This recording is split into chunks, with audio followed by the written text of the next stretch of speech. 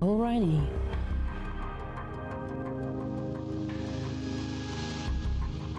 Vergessen? Maske sage ich, nicht Maske, wurscht. Neues geht vergessen, das war's. So da. Ellie verliert so viele Haare in letzter Zeit. Das nochmal Fellwechsel, keine Ahnung, weiß ich nicht. Okay. Fortsetzen. Hey und herzlich willkommen bei Heat Streamed Yakuza Like a Dragon Part 23, 24, ich glaube 24 mittlerweile. 24, ja. Okay, gut. Wir haben 45 Stunden, 12 Minuten, 40 Sekunden schon gespielt. Stufe 33, Heldshop Stufe 16. Let's go. Let's go. Hi Hartmut. So. Triff dich mit Oyabun Hoshino. Machen wir das gleich direkt mal. Der ist da unten. Gut. Aus der Bahn. Tango-Tänzer? Barfuß unterwegs? Auftragskiller, hätte ich jetzt nicht gedacht, okay.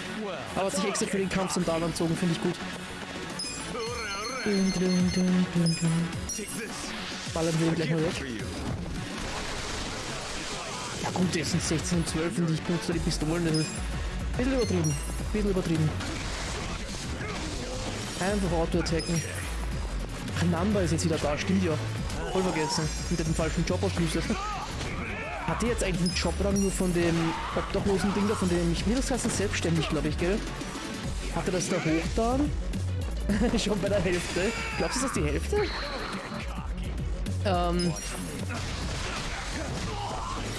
Ich glaube, selbstständiger war der Job vom Number, gell? Ist jetzt nur der hochgegangen, wenn der weg war, oder auch die anderen Sachen? Alles so 3 Level hoch. Wäre schon so fairer. Finde es aber gut, wie sie einfach... Ich habe ja irgendwie nichts geändert, oder? Das Spiel hat einfach entschieden, wir hauen die Mädchen raus und tun jetzt den John, Moon, keine Ahnung, ich habe den Namen schon wieder vergessen. Hahn heißt er, oder? Shigon Hahn oder irgendwie sowas. Hahn und Number reinhauen und die beiden Mädels raus tun. Also ich glaube nicht, dass ich das gemacht habe. Ja, dann gehen wir zuerst zum Jobcenter, ist ja vernünftiger. Hello Work. Erst komm, draufgeklickt, so.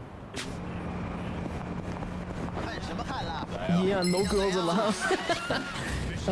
Ich habe 100 Stunden reingebuttert. Ja, okay, das war auch alles gemacht, was man machen konnte. Inklusive Minispiele und weiß nicht was. Nur zum Durchspielen meinst du jetzt 100 Stunden?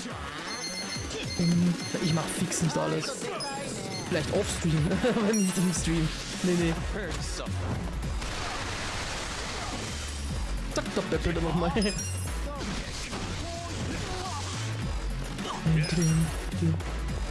Nein, ich habe fast alles gemacht. Mir fehlen 3 Achievements. Okay, und was fehlt dir? Also wenn es jetzt spoilerfrei ist. Ah, Mist, aber immer den ersten Schlag geblockt. Wie der Koch da einfach steht. Höllenschlitzer.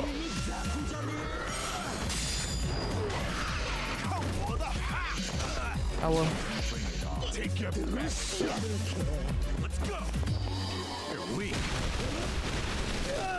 Ich jetzt tief bin ich aber nicht keinen einzigen Schlag blocken kann. Ist nicht spoilerfrei. Ah, okay.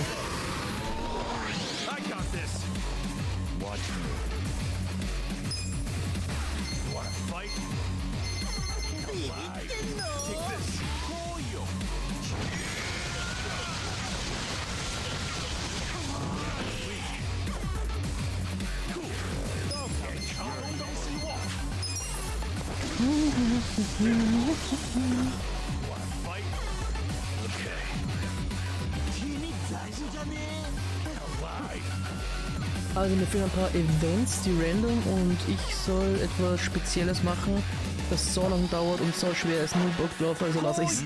Verständlich.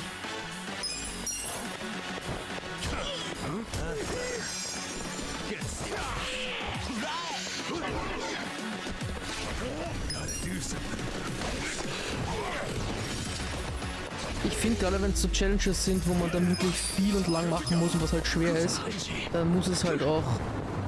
Es muss halt dieses Feeling auch geben, dass man sich selber dann sagt, okay gut, das wollte ich schaffen, das habe ich geschafft. Ich finde, dann kann man es durchdrücken, selbst wenn es so repetitive Scheiße ist, wenn man das dann immer wieder machen muss, keine Ahnung, so sagen wir jetzt, ich muss 100 Droppies fangen oder sowas, keine Ahnung.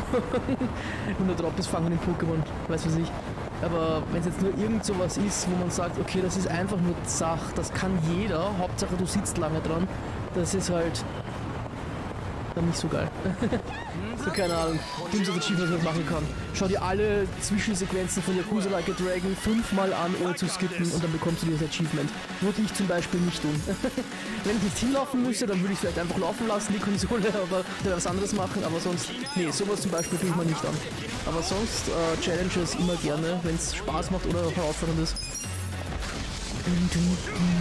Oder ich danach eben sagen kann, okay, cool, da habe ich mich zusammengerissen, bin ich stolz drauf. Nice. Bin ja doch spoilerfrei. Ja, voll.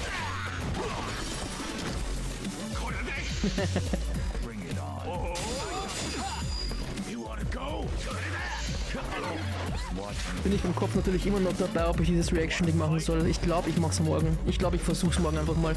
Ich würde gern vorher noch so ein bisschen das abklingen lassen und schauen, ob andere auch darauf reagieren. Und wenn die dann darauf reagiert haben und ich mir das anhören kann, dann kann ich vielleicht sogar auf deren Meinung auch noch eingehen. Ist vielleicht auch ganz sinnvoll, dass man da so ein bisschen mehr Zeit rausholen kann. Aber fand es auch witzig, jetzt hab dann wieder so einen Kommentar gelesen, wo wieder irgendein Kind was geschrieben hat mit dieser typischen Sprache mit Walla Maschallah Bruder und so weiter, bla bla bla. Und dann hat sich unten einer geäußert, ey, wie können sich die Kinder so krass verändert haben? Und der hat den Satz halt mit Digga angefangen. Digga, wie können sich die Kinder so krass verändert haben? Ich denke halt, du judgst die aufgrund ihrer Redensart und so weiter, fängst den Satz auch mit Digga an. Digga. Ach Gott. Fand ich amüsant. Aber ich freue mich schon im neuen Teil wieder 100 Stunden drin Pitten zu bleiben. Sehr gut.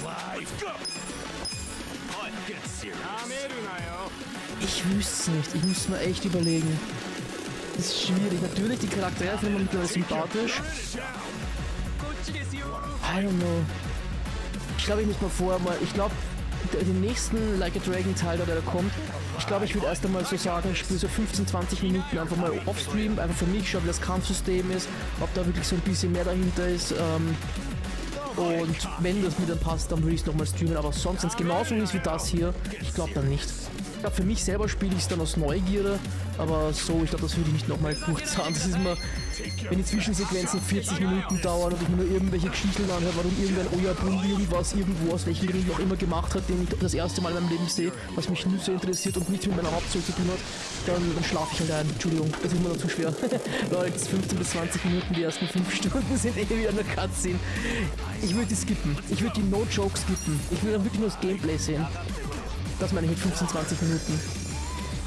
Habe ich ja schon ein paar Mal gemacht bei anderen Spielen, dass ich gesagt habe, okay, ich schau mal, ich bin nicht sicher, ich skippe die ganzen Intros und Zwischensequenzen, will mir nicht spoilern, Blind Reaction, nur beim Spielen das erste Mal Blind Let's Play.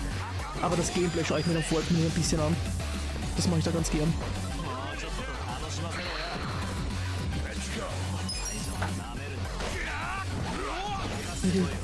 Du widerst mich an, wieso widere ich dich an?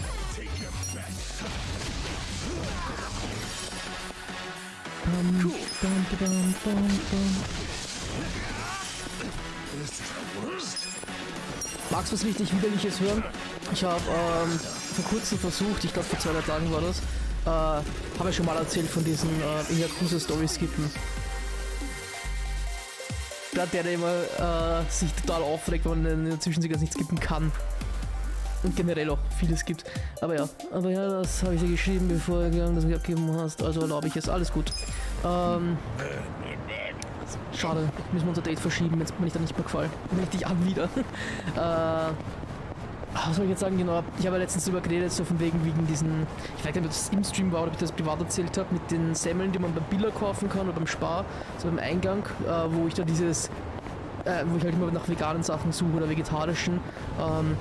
Und dann finde ich halt fast nur Fleisch und Wurst und keine Ahnung was. Aber das habe ich letztens das erste Mal gefunden, dass da wirklich eine Semmel war, da war so ein Vegan-Pickel drauf. Und ich mir dachte, was ist denn da drinnen? Auf einmal sehe ich, da ist einfach nur eine Semmel. Einfach nur eine Semmel mit so 3 Laberl geräucherter Tofu. Ich habe halt ohne Witz, glaube ich, noch nie räucherten Tofu gegessen, keine Ahnung. Ich habe immer einen anderen Tofu gehabt. Habe ich abgeschrieben, okay. Und ich habe mir gedacht, okay, gut, wie schmeckt denn das? Kann ich mir jetzt nicht so geil vorstellen. Vielleicht wenn ich es zu Hause dann noch mit so Butter mal drunter schmiere und so weiter, keine Ahnung. Aber ich wollte es einfach mal probieren. Und bis du deppert war das ekelhaft. Hat das gestunken, der Scheiß. Can I help you? Aber wer weiß, vielleicht war er auch schon verdorben. Keine Ahnung, ich weiß nicht, ob der so scheiße schmecken soll, geräucherter Tofu. Ich will geräucherten Tofu demnächst doch mal versuchen mit irgendeinem anderen Rezept, mit irgendwas anderem gemeinsam reingemischt oder sowas. Vielleicht in Curry Rice oder so. Aber so einfach nur lose in eine Semmel rein, das war so ekelhaft. Ich habe den dann rausgetan, habe versucht dann so Butter und Käse und so weiter rein und so weiter und ein bisschen Salat. Hat immer noch scheiße geschmeckt. War immer noch übelst eklig. Ansonsten gibt es ja Vegetarier auch hin und wieder reine Käsesemmeln. Ja eh. Aber da finde ich zum Beispiel auch gut, wenn sie dann diese Essiggückchen reingeben, weil dann ist es nicht ganz so trocken. Weil ich weiß nicht, wieso das nicht buttern? Die sollen gefälligst Butter in die Scheißsemmel reinschmieren. Butter, Margarine, irgendwas. Ist doch einfach nur trocken und eklig. Die gehen davon aus, dass bei der Käsesemmel das genauso ist wie bei einer Wurstsemmel, wo durch das ganze Fett die Semmel so aufgeweicht ist. Da brauchst du es nicht unbedingt. Aber bei einer Käsesemmel, ich weiß nicht, ist mir dann zu trocken. Ja, Tofu, der nicht richtig zubereitet wurde, ist halt einfach nur gründig. Es war auch auf der Semmel so ein Pickel drauf mit Lebensmitteln sind wertvoll 25% reduziert, also vielleicht war er schon abgelaufen, wer weiß. Jeder, der was anderes behauptet, ist kriminell eingesperrt. Alles klar, gleich mal wieder ins Extreme. So da.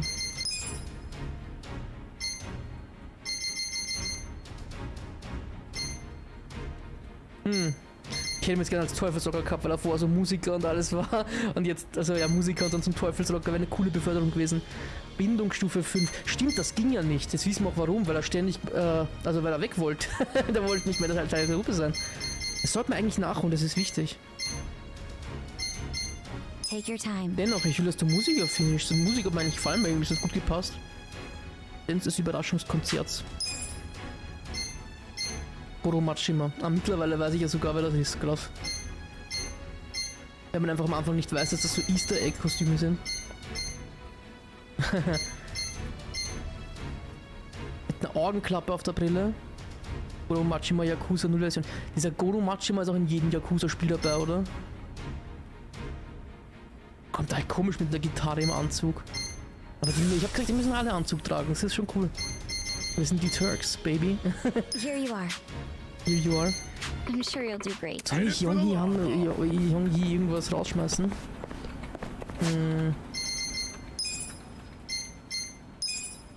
Halt keinen Anzug, der Typ. Wann bekommt denn der eigentlich seine Essenz? Wieso hat der keiner? Can I help you? Ich habe das Level gar nicht geschaut. 11. 14, okay. Wie schaut's bei dir aus, Killer? Göttlicher Schuss, Essenz des Phantomlaufwerks. Keiner mit Schlitzern, hohe Chance auf Bluten. Nee.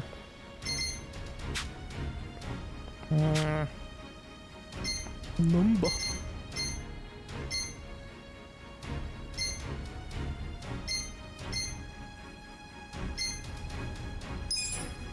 Ach Gott. Hüpft mich an. Ist aber auch cool, mit einem Hut. Etwas. Here you Hast du dich are. beim Geber auch? Ja, genau. So Pistolensachen, aber wo ist ein Dartpfeil? Ich glaube, russisches Roulette hat jetzt eine Pistole in der Hand. Würde auch gut passen. Schade, dass es keine Klasse gibt, wo sie wirklich nur eine Knarre in der Hand haben. Kein Job. Ja, komm, machen wir Matriarchin. You're doing great. Mir gefällt halt einfach bei der Eri besser dieser Teamangriff. Ich mag den Saeko-Teamangriff nicht. An sich mag ich Saeko mehr, aber sie ist halt in der Story dabei. Und die Eri halt nicht.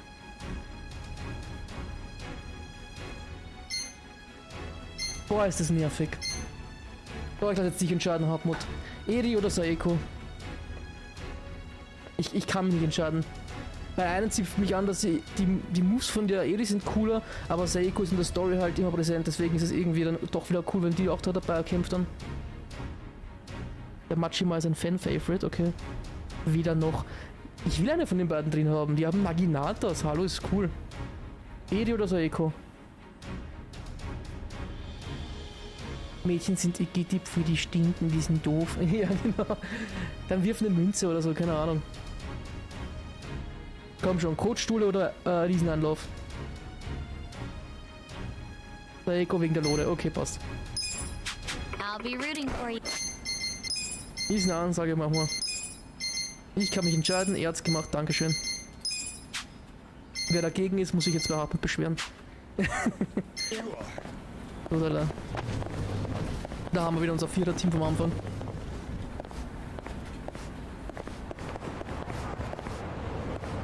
Ich will eigentlich Number echt nicht drin haben.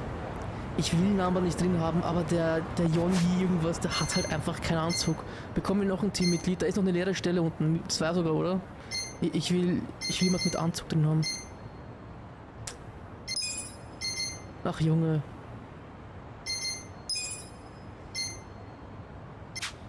Blöder Number. Ach Gott, Ausrüstung.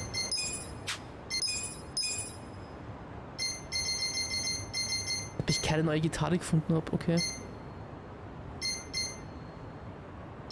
Boah, wie cool die ausschauen würde, und ich muss diesen Scheiß da nehmen, diese blaue, weiß nicht was das ist. Das ist von diesem Bären, der zum Mond singt, dieser gruselige. Der Bär im blauen Haus, heißt das so? Ach, eklig. Ich will die coole Gitarre haben. Die ist auch stylisch, die gefällt mir.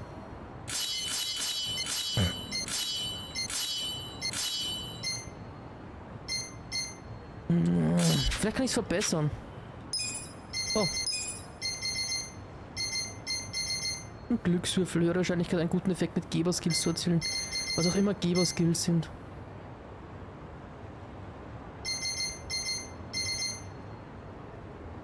Keine Belegung von Verängstigung möglich. Ja, hier ist so ein Schisser, komm. Helfen wir ein bisschen. Schlafen lasse ich ihm auch nicht. Super. Dann nimm die coole Gitarre, Lux, Overstats. Hast du eigentlich recht, ohne Witz. Scheiß drauf. Spiel ist eh so easy. Scheiß auf die paar wenigen Stats da. Absolut richtig.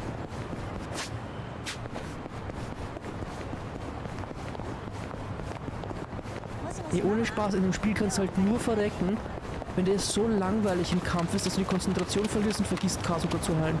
Das ist der einzige Grund. Ich hasse dich für die Aussage. Welche Aussage? Du hasst mich für so viele Dinge und ich widere dich mit so vielem an. Du musst schon ein bisschen genauer werden. Statistische Peitsche. Das ist auch eine coole Waffe gewesen. Hätte ich gern wieder weiter benutzt. Ah, cool, die kann man verbessern. Nice. Tu mich doch mal nach, was ich dafür brauche. Gitarre, Retro-Gitarre. Ach man.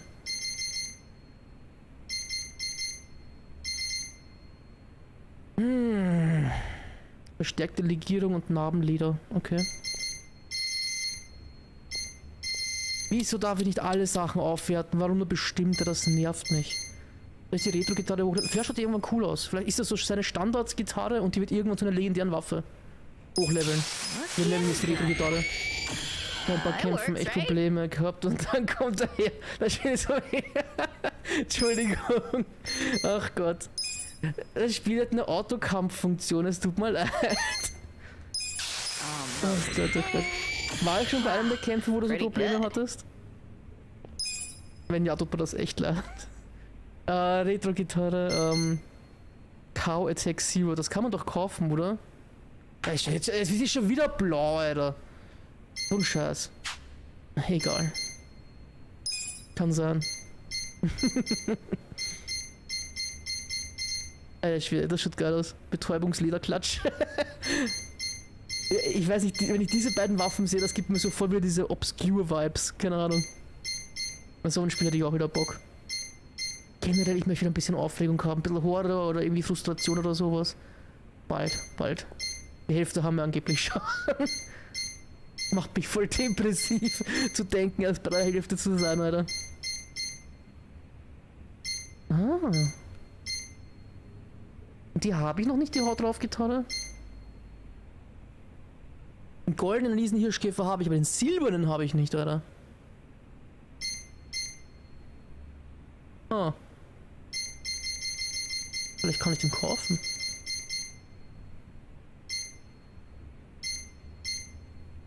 Die will ich haben. Die Haut drauf Gitarre. Ist halt auch wieder ein Lot, dass die dass du beim Teufelsrocker wieder eine eigene Gitarre hast.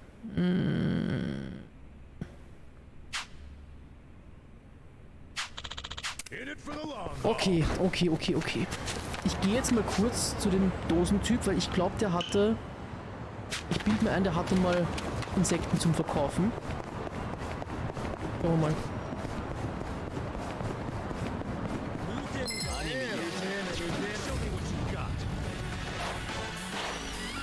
Scheiße, wofür brauche ich nochmal diese Verbesserung mit dem Chaos irgendwas? Keine Ahnung. Schon vergessen wieder. Vielleicht viel Imaginator. Schau mal. Hol's mir einfach. Zack, alle wegputzt. Einer steht noch.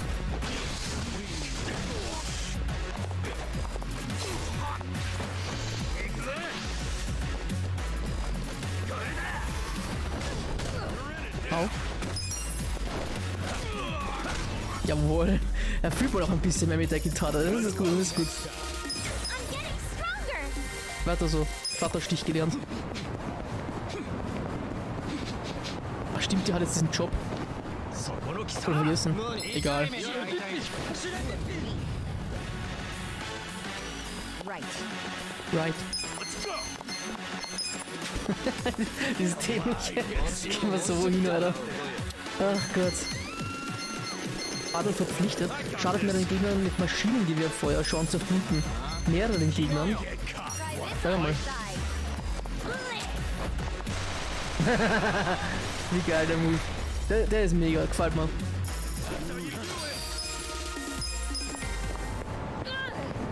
Entschuldigung. Ach, aber der hat doch nur Ramsch, gell? Der war ja gut zum Verkaufen von Sachen. Mann, bereue ich beim Sachen verkauft zu haben. Hat ja nix. Schlecht. Ganz schlecht.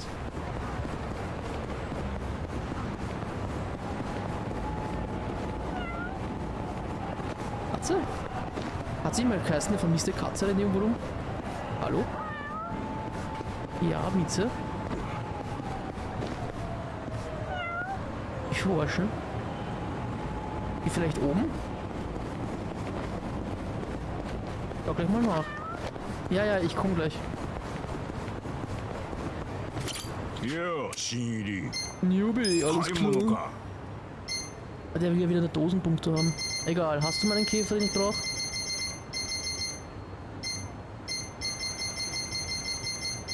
Ah, die haben die normalen Sachen, die haben dieses Silber und Gold nicht.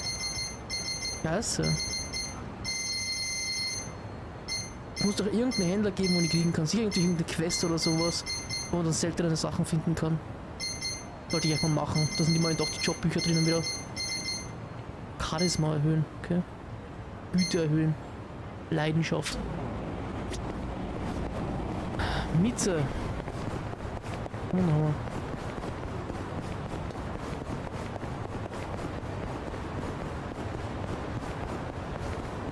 Wenn es mir schon am Arsch geht, dann lasse ich wenigstens streicheln. Ja, da ist ja wirklich einer. Wieder für diese Teilzeithelden-Geschichte. Ja. Ich hatte doch hier irgendjemand auf Part-Time Hero gebeten, seine Katze zu finden. Habe ich deinen kleinen Katzenarsch, weißt du? Es hat sich echt jemand Sorgen um dich gemacht. Schade, dass du keine Menschensprache sprichst. Ich habe mir das vor kurzem überlegt, wie lustig wäre das eigentlich. Die meisten Tiere sind immer jetzt als Beispiel Hunde und Katzen. Die können ja einfach so vom Körperlichen her, glaube ich, nicht sprechen. Also selbst wenn sie wüssten, wie es geht, könnten sie es nicht. Aber sie können ja Laute machen. Und ich habe mir letztens überlegt, wie lustig wäre das, wenn unsere Katzen und Hunde einfach nur so diese Stöhngeräusche machen, die wir machen. Nein, jetzt nicht sexuell, aber gibt ja auch andere Stöhnen. Dieses typische oder so Schnaufen oder beim Gassi gehen oder sowas. Oh. So beim Puller, wenn es die erste Ladung rauslässt. Oh. Einfach nur diese oder was auch sehr geil wäre, ich glaube, da wird der Happen wahrscheinlich ausrasten, wenn die Tiere das machen würden, so beim Essen. Das würde ich voll feiern. Ach Gott, da würden sich, glaube ich, weniger Leute Haustiere holen. Das wäre schon funny, sowas. Danke, dass du ein Baby gefunden hast, überlass den Rest ruhig mir. Was hast du vor? Überlass den Rest ruhig mir. Geht es nur Auftragskiller holen, oder was? Danke, dass du sie gefunden hast. Überlass den Rest mir. Wird gar nicht unheimlich. Okay. Shogi. Sasaki Arcade. Oh, war das nicht das? Ich glaube, das war die Apotheke, oder?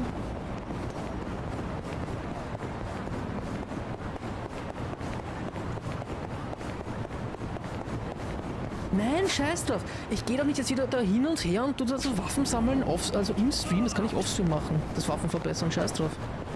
Einfach jetzt zur Story. Ich will da ins Auto, lass mich anstellen. Wir machen Story weiter. Nein, fuck, darf ich auch nicht. Scheiße, Geld verschwenden. ich muss ja noch zum Number dieses Bindungsding da erledigen. Ach, meine Güte. Hauptsache hier Pest. Ich kannte mal irgendjemanden, der ist so am Arsch gegangen und beim Essen so.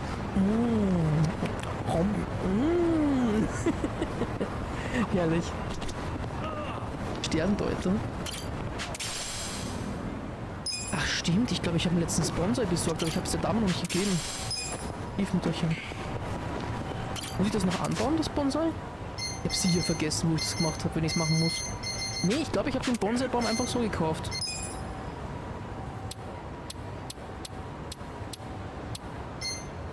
Bonsai, 3 Stück. Fuck. Ja, das gebe ich ja noch. Ich will wissen, was ich davon habe.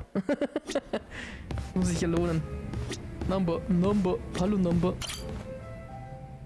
Oh, ich kann noch Karaoke machen. Das ist gut. Zwinker, Bitch. Guck mich nicht so an. Michael You Young. drinking, Namba? Oh, Ichiban. I'm glad you're here. We need to talk. We do? Is it something serious? Look, I need to tell you I'm sorry for lying. You mean about chasing the counterfeit bill? Yeah. Think you can forgive me? Come on, you know we're past that. What's important is your brother got released. Da höre ich jetzt kurz rein, was mit der Hauptstory zu tun hat. That said, maybe now's a good time to tell me if there's any other holes in your story. You really were a nurse at some point, right? Well, of course I was a nurse. How else could I have brought you back from the brink of death? Good point. Then what about the part where you sold hospital meds? Didn't you say that's how you got your nursing license revoked? Well, that's the short version, but it's more complicated actually. What do you mean?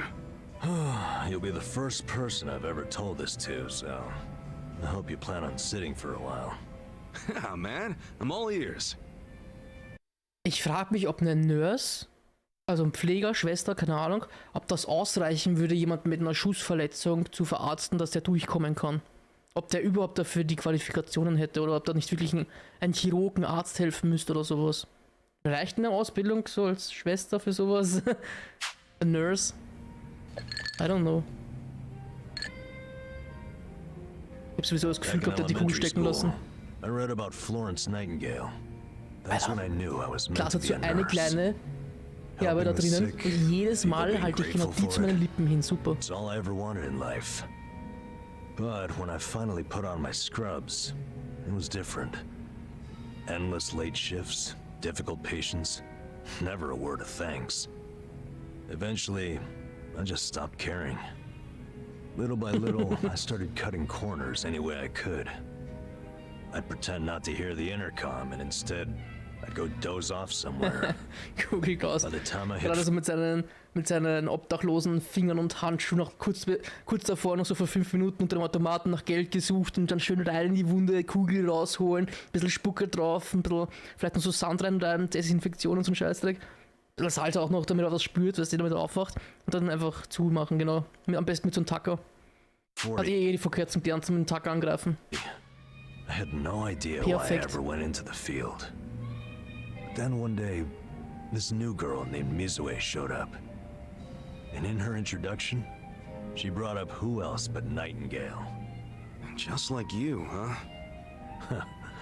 We had the same role model, but she still had her spirit. She would rush toward every patient in the ward. Never missed a beat. On top of that, she always had the sweetest smile. So, you had a thing for her. Are you kidding me? She was 23 and a looker. And I was just a middle-aged loser.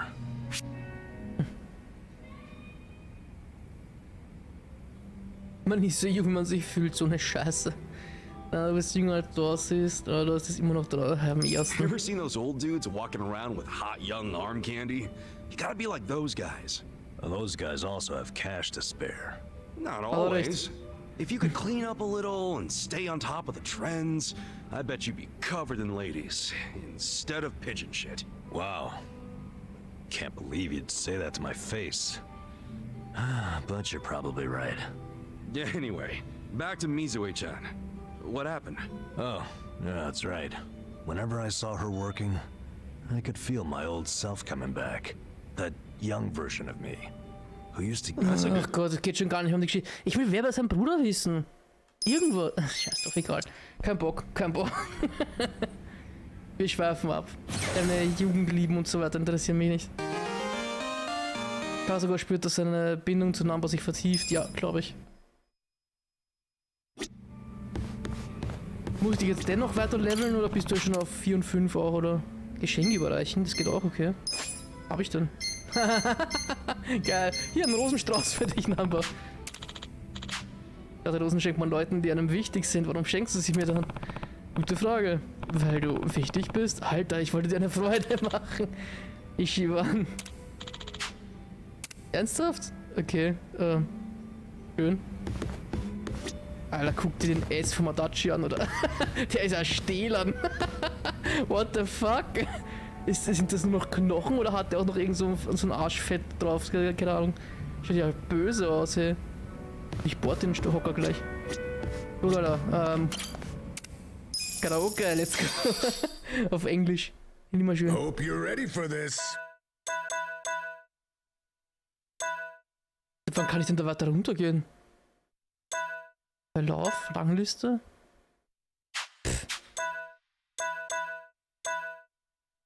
Filme. Hä, seit wann kann ich denn noch andere Sachen auswählen? Ich dachte, das können nur die beiden. Kann die Filme einzeln auch anschauen? Okay, cool. Jedes Ego. Der Future Dreamer. Hat der keinen Song? Singt der nicht mit der Depp? Er ist ja so unsympathisch. Bisschen Salbern passt schon. Aber wie Verletzung sagt er mal wegen dem Hocker und dem Arsch. Er schaut echt böse aus. Wieso singst du nicht? Da komm ich schenke dir einen Lilienstrauß, weil die stinken. Hoffentlich gefällt sie dir. Oh, solche schönen Lilien. Sind die für mich? Ja, natürlich. Danke, ich kümmere mich gut darum.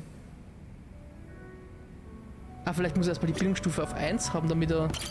komm, ich schenke dir noch was. Ah, jetzt labert der, okay. Ja gut, laber du mal. Schleime haut einfach ab. Schleime haut einfach ab. Deine Erfahrung ist zu viel wert. Maverick wäre gut gewesen. What the fuck? Schleime haut einfach ab. Nimm mal. Is that funny to you? Ja. No, I'm sorry. It's just the metal slimes. They, well, you probably didn't think about it, but Believe me, we weren't really going for a video game reference, Kasuga. of course not. Totally. Anyway, the stray Jingon Mafia. Sorry, didn't mean to be weird about it. So, what happened to the stray Jingon after that?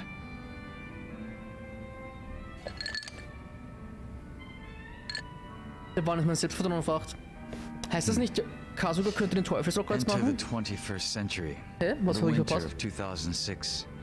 Around Und jetzt Karaoke. Karaoke.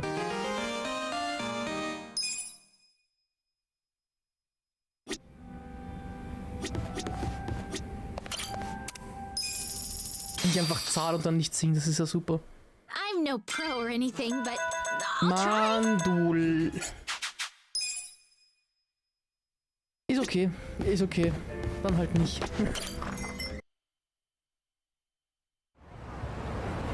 Stimmt, Teufelsrocker-Job. Ich will den mal versuchen. Why not? Taxi. Oben wieder. Hallo, hallo, hallo. Weiter. Danke.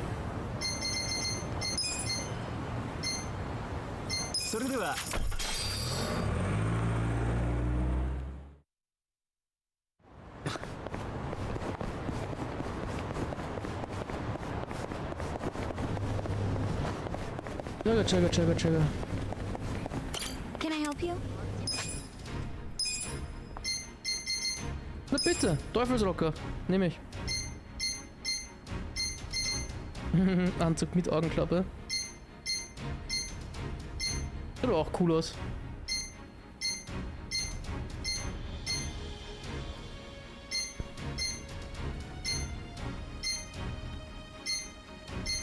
Wo ist denn der Unterschied? Ah, schwarz-rot, okay. Das hat so ein bisschen mehr Spawn, finde ich.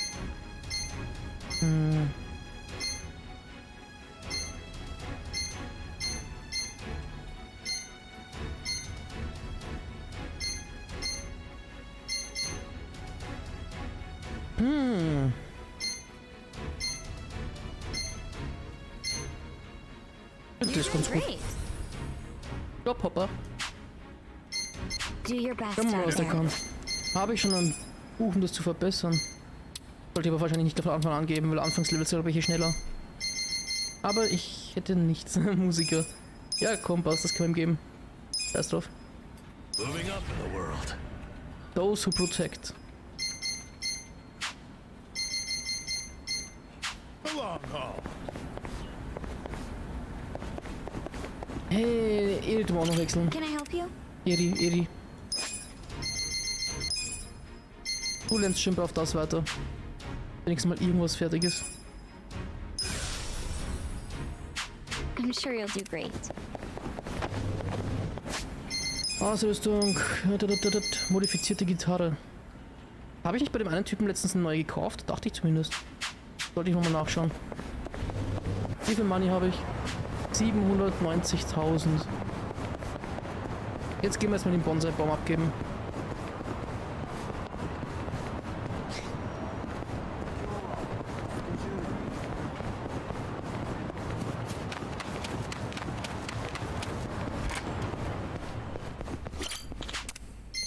Yep. Schließlich mein Team an, weil ich dir einen Bonsai-Baum gegeben habe. Riskiere dein Leben beim Kampf gegen die Yakuza.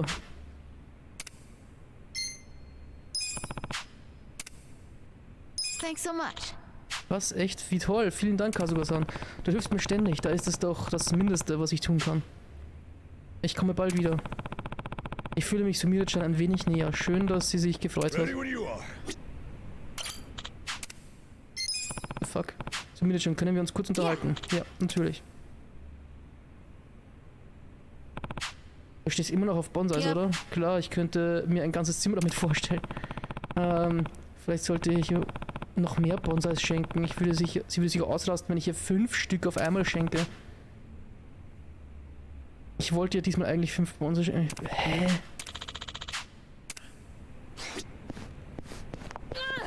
Okay. Schenken dir jetzt einfach 5 Stück Bonsai. Von mir aus. Sehr kreativ mit der Quest. Nee. Da war der Typ.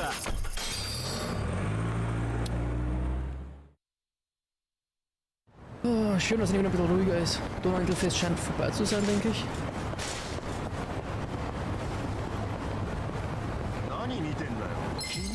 Nun, ihr Dindio.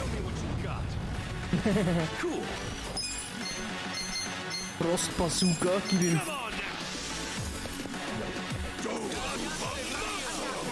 Es hat nichts, aber gar nichts von einer Bazooka. Gar nichts. Ein frostiger Flammenwerfer oder sowas. Those who protect. Hebt die Verteidigung aller Verbündeten mit einem Song über die Wichtigkeit, alle zu beschützen, Chance, dass sich die eigene Spannung erhöht. Cool. Das ist cool. Nein, ja. Die Fresse. Da steht. Du magst Bäume? Hier, ein Waldi. Ja, wirklich. Wie dumm einfach nur. Gibt Leuten immer so coole Ratschläge und so Tipps und so Dating-Tipps, was er machen soll und an sich selbst glauben. Und dann kommt er mit, sie mag Bonsai. Sie mochte meinen letzten Bonsai. Ich kaufe ihr 5 Bonsai. Ja, komm, Junge.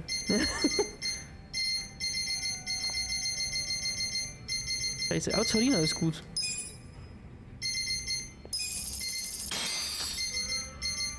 Das nicht. Jabba.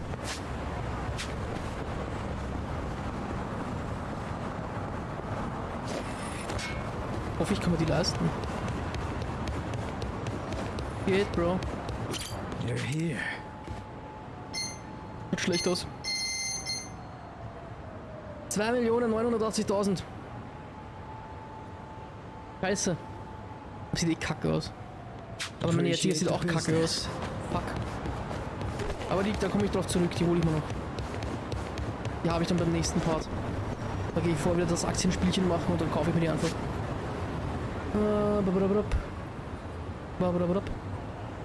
Habe ich jetzt noch irgendwas vergessen? Irgendwas ultra Wichtiges? Ich glaube nicht. Ich hoffe nicht.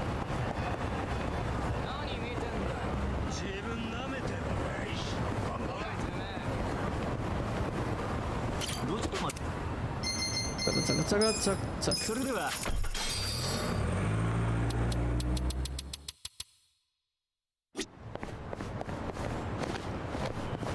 Hoppala.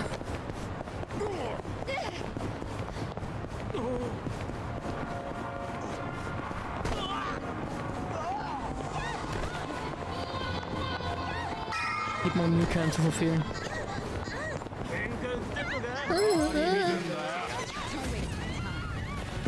Der Endgültige wieder.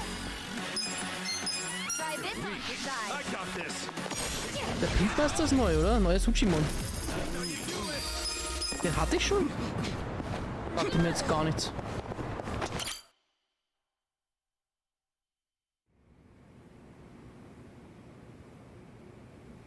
Ach, der Typ.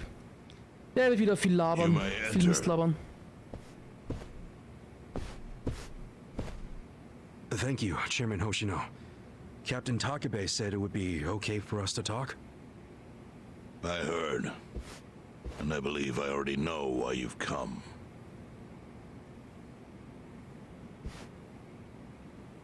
You've done us a great service. I would not still be leader of this clan if it weren't for you. Does that mean the Seiryu clan's gonna pull through? I can't say for sure yet. About 20 to 30% of our men defected to the Omi. The ones who stayed are grumbling behind my back. And it's hard to blame them. They just found out the Jincho standoff was all a sham. Zhao told me he's giving up his position as the leader of the Liumang. Songhui is going to lead them. Yes, I know. You just know everything, huh? Not everything. But I'll tell you what I do know. Eventually, the Seiryu clan will succumb to the Omi Alliance. What? For people who had nowhere to live outside the gray zones, the Great Wall of Muscle was their only protection. Now it's crumbling. That's a matter of life or death for them. Already rumors are flying into Jincho's political circles. Rumors that Ogikubo's lost his touch. I'm sure Aoki got those whispers going. He never lets a good crisis go to waste. Oh, really? Aoki knows it would destroy the party if it ever revealed their chair, Ogikubo, forged money for years. Now Aoki can easily blackmail Ogikubo and force him to step down. Aoki will become the new party chair. I don't get it. Why does he want to take Ogikubo's place so bad? The party chair manages elections, so in that role, Aoki could nominate anyone he wants. He'll control the ruling party. Therefore, he'll control the nation. The whole country will be under his thumb? Yes. Especially if I'm right about his next move. I think he's gonna try to dissolve Parliament.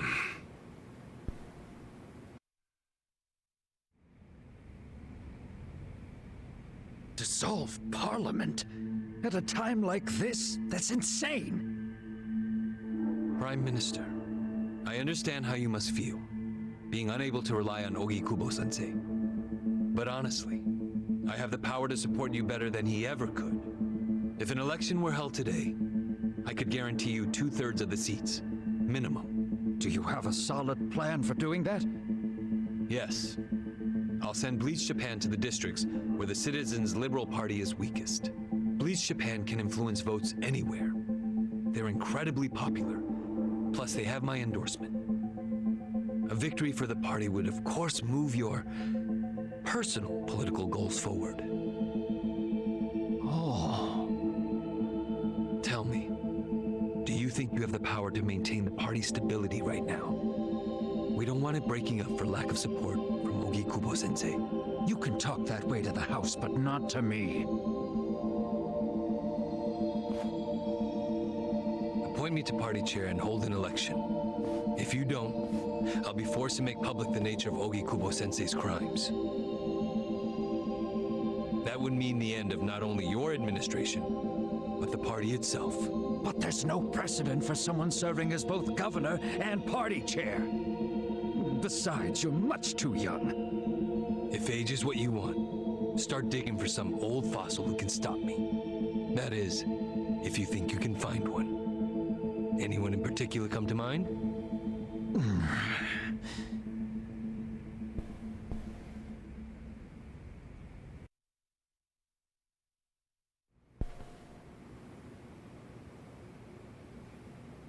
Aoki's scheme to destroy the Great Wall worked. Now he's got Mabuchi and the Omi at his command. So much power, vested in just one man. And it had to be Masato Arakawa.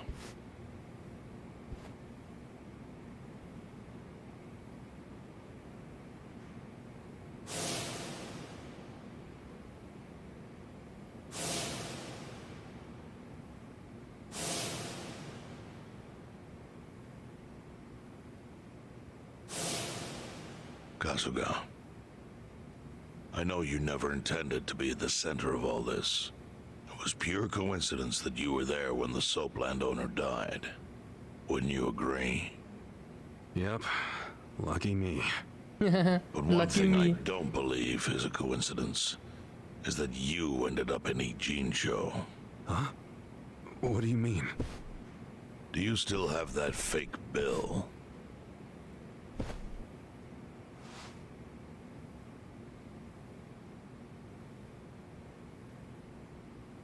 Yeah. Didn't you say you knew how it ended up on me? Yes. Only one person in the world could have put that bill in your pocket. Who? Who is it? Masumi Arakawa himself. Arakawa-san. Damit hätte ich halt nie gerechnet. He's the one who shot me. Yes, I'm aware he shot you. But did you ever consider that maybe he did that so you would end up here? What? That fake bill was his letter of introduction between you and me. It was to let me know that you were one of Masumi Arakawa's men.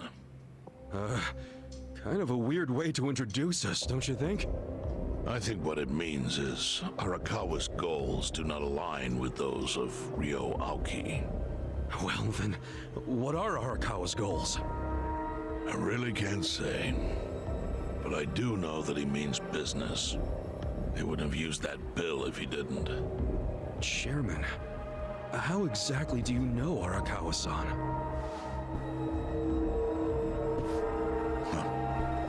Well, that's a long story. Bitte nicht. And there's a much better place than here to tell it. Heian Tower. Heian Tower. Yes. That's where my fate intertwined with Arakawa's. He sure seems to be partial to Peking duck. Yeah. Let's have it for lunch tomorrow. My treat. I'll make the reservation.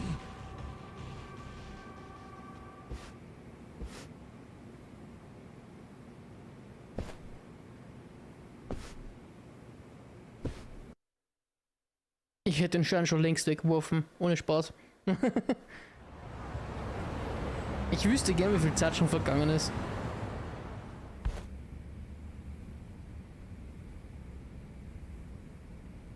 Also seit diesem Anschieß-Moment irgendwie, keine Ahnung.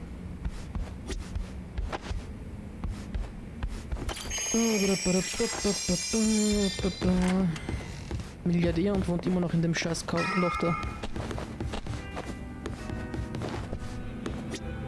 Ihr könnt sich's wenigstens ein bisschen schöner herrichten.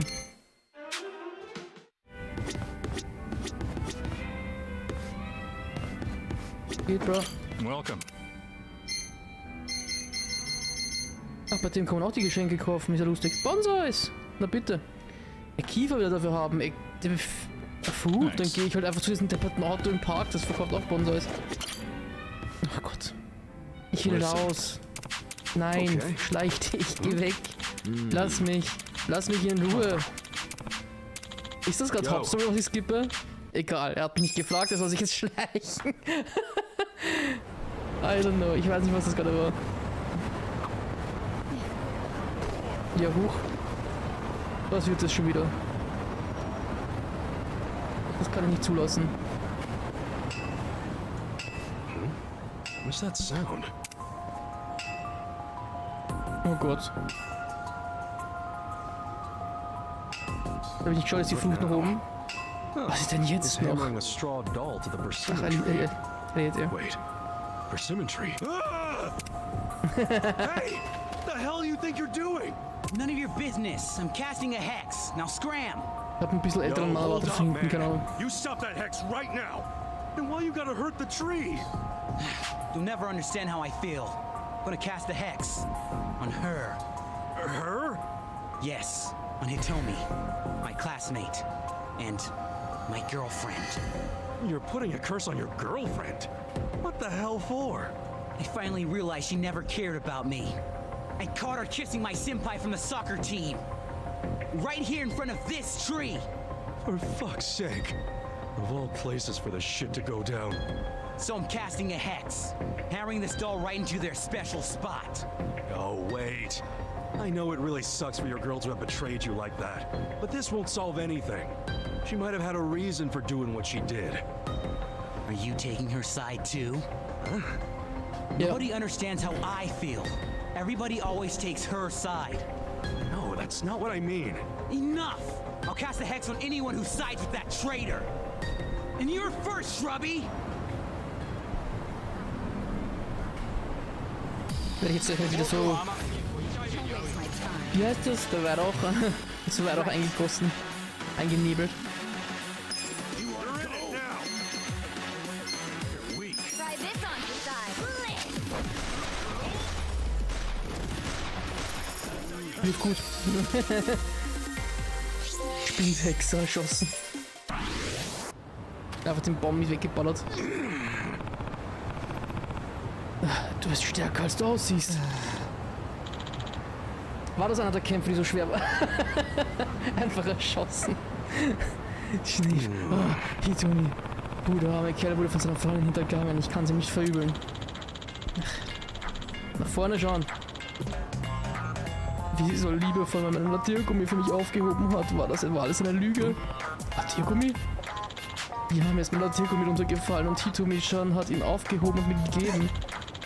Und dabei haben sich unsere Hände berührt. Das heißt doch, dass wir jetzt ein Paar sind. Was? Was? Moment, ist das alles, was... Das ist eure ganze Beziehung? Naja, schon. Seitdem habe ich nicht mehr mit ihr geredet. Aber das reicht doch auch, oder?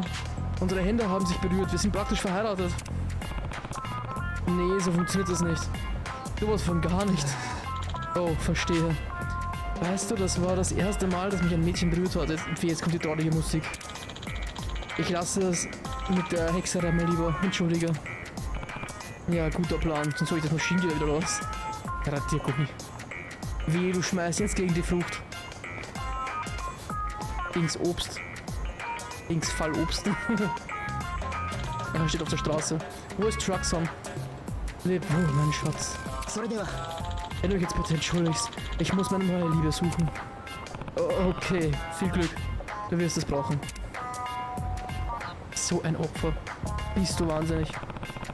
Mir tut das nächste Mädchen leid, dass ihm sein Wechselgeld rausgibt oder so. Jedenfalls zieht dieser Baum echt alle möglichen Freaks an. Moment. Ich war zuerst hier. Der reflektiert. Dann lacht sie erstmal.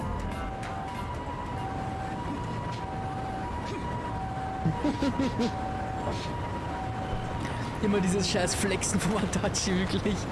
Guck mich an. Ach Gott. Ja, wir haben es verstanden. Was gibt's hier nochmal? Da war ein Schlauchball, oder? Upsi. Hoppala. Ein Schuhlöffel. Jetzt geht's wieder los. Na komm. Na komm. Jetzt fällt sie. Well, the persimmon looks all right. I wonder how Kaneko-chan is doing. Er wartet doch auch nur drauf, dass sie halt runterfällt. Okay. Kasuga-san. You're Kaneko-chan's father. How's Kaneko-chan doing? The surgery go all right? Huh? No, don't tell me. Kaneko, come here. Ach, das ist sie sogar gewesen, die mich ausgelacht hat, okay. Kaneko-chan? Wait, she's all better now? She is. She used to always stare out the window with such a hopeless look in her eyes. But these days, that look's been replaced with a smile. Aber sie kann schon selber Her reden, oder? surgery was a great success, and she's even up on her feet again. No way! That's great! She wanted to come say thank you. To me? Thank you, Kasuga-san. You protected the persimmon for me. Nah, no need to say thanks. No, I had a lot of fun watching you. Fighting a sumo wrestler, getting shot by a toy gun, comforting that witch boy, and all to protect the persimmon. Die hat die ganze Zeit zugesehen. I couldn't help but laugh. And it made me realize there's so much to see out there. It gave me the hope to keep going. Wie lange ist die Operation schon erfolgreich gewesen? Guess it was all worth it then. There was also a part of me that wanted to skip the surgery just so I wouldn't miss out on the drama. Hey, good thing you didn't. I'm just kidding. Well, it's nice to see you happy. I should also thank this tree. I'm still here. Wird Thanks die to this Persimone persimmon. jetzt mein neuer Poundmate? Yeah, you're right. Well, what do you say Los, we eat Persimone, it? gib mir deine Nummer. Huh? Wollen wir sie essen? You wanna eat it? Oh, und sieh das einen Blick an und wie er sie essen will. You don't need it anymore, right? Besides, look how good it looks. You've wanted to eat it this whole time, haven't you? You got me. Hang on a sec. Er hat darauf gewartet. Ich hätte so gern gesehen, wie er es runterholt, darauf hat er noch nice and gewartet. ripe. Eine You want Frechheit. dibs, Kaneko-chan? I'll have some after you. You should go first since you work. You sure? Okay then, here goes. Oh. Ugh. This is one of the bitter ones, huh? I thought so. You mean you knew? Come on, Kaneko-chan. Nett. Nebenstory abgeschlossen. Was habe ich jetzt davon? Ein Bondman. Das war wieder weiter. Der Sumo-Dinger, ernsthaft. Von all den Leuten. Ein Scharfschütze mit so einer kleinen, ich weiß nicht, Bubble Nerf Gun oder sowas. Ein Typ, der Voodoo-Künstler sein sollte oder sowas. Und ich bekomme einen Sumo-Dinger. So gesehen eigentlich der Jackpot. Nur unangenehm. Eigentlich der Jackpot. Ich hätte lieber das Mädchen im Rollstuhl gehabt, wäre lustig gewesen. So mit Düsen hinten und da fahren die Leute drüber mit so Klingen an der Seite, keine Ahnung. Ja, Sumo-Dinger einfach. Muss ich dann gleich mal einsetzen.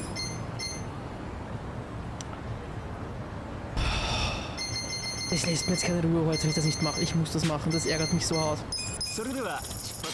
Jetzt die scheiß Bonsais kaufen. Am besten gleich 20 Stück.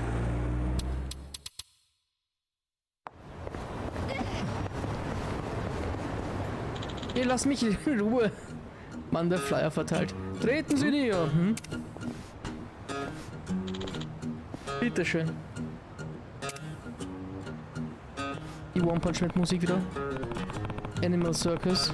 Direkt verschissen. Juckt nicht. Geh weg.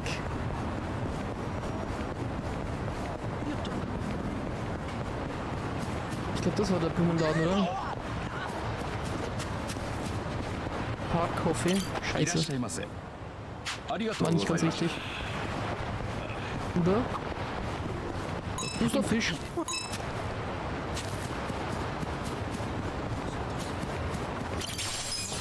Silberner Schmetterling. Cool. Na bitte.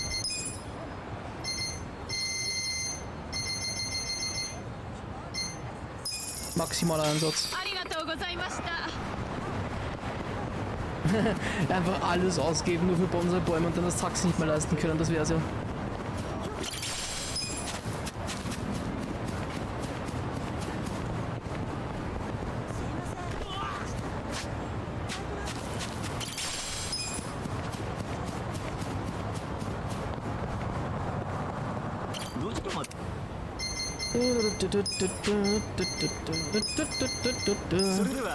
Die Romantikwerkstatt. Wir flirten mit Bonsai-Bäumen und wir reparieren eure Baseballschläger.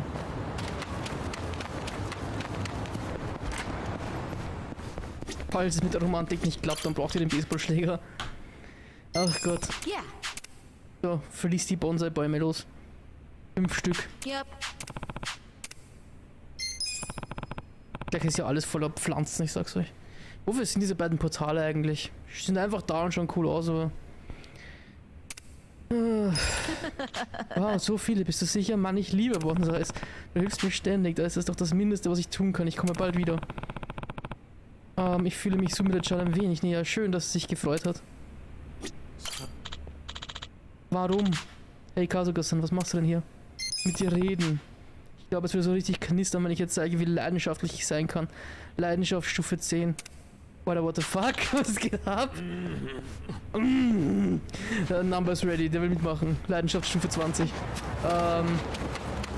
Okay, Leidenschaft erhöhen. Habe ich einen Gegenstand dafür vielleicht? Hätte ich schon längst gefressen, oder?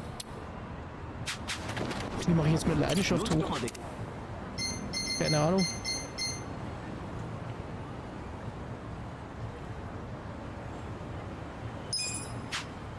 Ich habe null Bock auf die Hauptstory, weil die ist so endlos lang. Ich sollte eigentlich einfach mich auf die Hauptstory konzentrieren. Dann habe ich es irgendwann geschafft.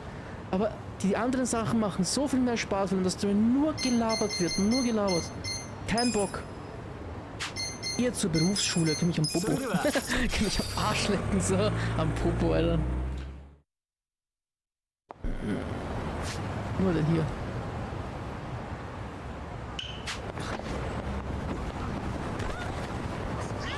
Was lerne ich denn in der Berufsschule, das Leidenschaft hochhaut? Jetzt wird's spannend. Wenn nicht, muss ich halt wirklich schauen, dass ich diese ganzen Bücher von Dosen sammeln und Kart Race und keine Ahnung was bekomme. Can I help you? Ja. We have new certifications available. Es gibt neue. Leidenschaft, da haben wir da. Ach so, stimmt. Es gibt ja noch eine andere Leidenschaft, außer sexuelle Leidenschaft. Aber war gerade halt da wegen Bonsai-Bäume, da wird man natürlich direkt wuschig, also. This one? Good Leidenschaft zu Videospielen finde ich gut. Dann können wir machen. Vielleicht zocken sie dann gemeinsam. Viele Spiele der Reihe Sakura Wars von Sega haben einen Zusatztitel. Das ist mich voll erschrocken, dass der Stift sich bewegt. Welcher der Folgen gehört nicht zu den ersten 5 Teilen? Keine Ahnung. Fallen Love Maidens, Is Paris Burning, So Shall Not Die, Goodbye Homeland, Scheiß auf Paris. Oder? Aus welchem Land stammen die Protagonisten im ersten Teil der Strategie-RPG-Reihe Valkyria Chronicles von Sega? Fuck, das sollte ich wissen. Ich hab's ohne Witz erst vor kurzem gespielt. Boah. Republik, Föderation, ich finde Föderation passt am besten. Boah, es ärgert mich. Die Spielkonsole Mega Drive von Sega wurde 1988 in Japan veröffentlicht. Welcher dieser Tasten gehört nicht zum Controller? Sega Mega Drive.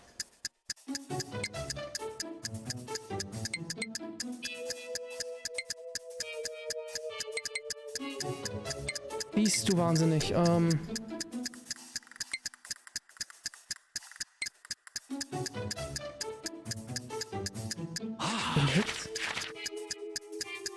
Also ich habe verschiedene Controller gehabt für die Sega, deswegen schwierig. Aber ich hatte so ABC. In welchem Lauf der Jahre brachten Sega eine ganze Reihe von Hardware heraus? Welches der folgenden Geräte gehört nicht zum Mega Drive? Die Sega Maus. Nehmen wir die Sega Maus. Im Laufe der Jahre brachte Sega eine ganze Reihe von Hardware heraus. Welches der folgenden Geräte gehört dazu? Super X, 3D Golf, Neptun.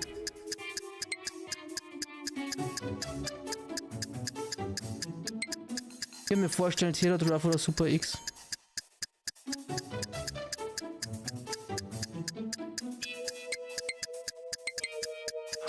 Ich sag Super X, weil es damals mehr zu Kindern wollten.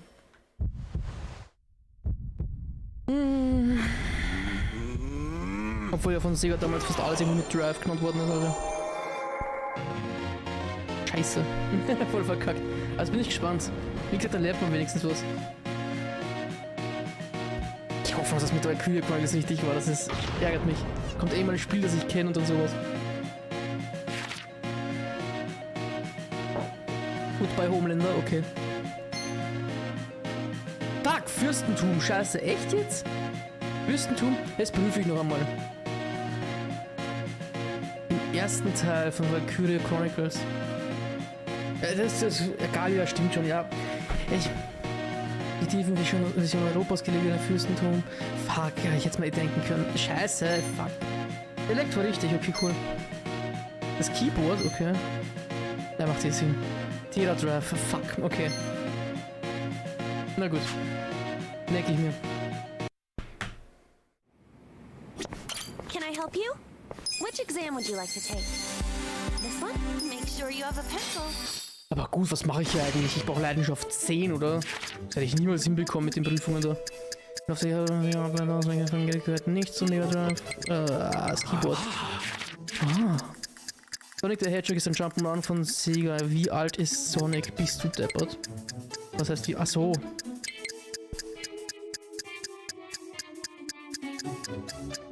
Zwölf würde ich sogar sagen. Panzer Dragon 2. Kommt nur davon, welcher Sonic, ganz ehrlich.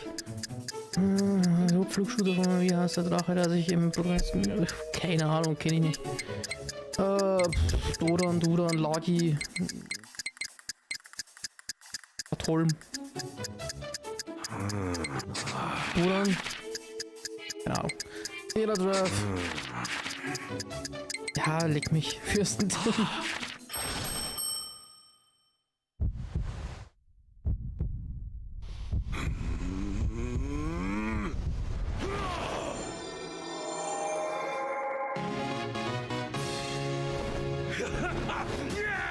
Yes! Wie er sich freut. Trotzdem nervig, dass man nicht skippen kann. Irgendwo leicht so mal. Also eh schon Stufe 8 gehabt. Und was? Nicht mehr so viel. Glaube ich falsch? 15? Okay. Ja, aber ich glaube im neuesten Film hat er 12 gesagt. In dieser Realverfilmung da. Halt die Frage, weil bei den Spielen, er wirkt immer unterschiedlich, Alter, ehrlich gesagt. Wahrscheinlich meinen die einfach das erste Sega-Spiel, ich keine Ahnung. Lagi, ernsthaft? Dachte mir, das wäre zu Pokémon-Style, Monster Hunter, keine Ahnung. Na gut, Hauptsache geschafft. Hast du noch was Leidenschaftliches für mich?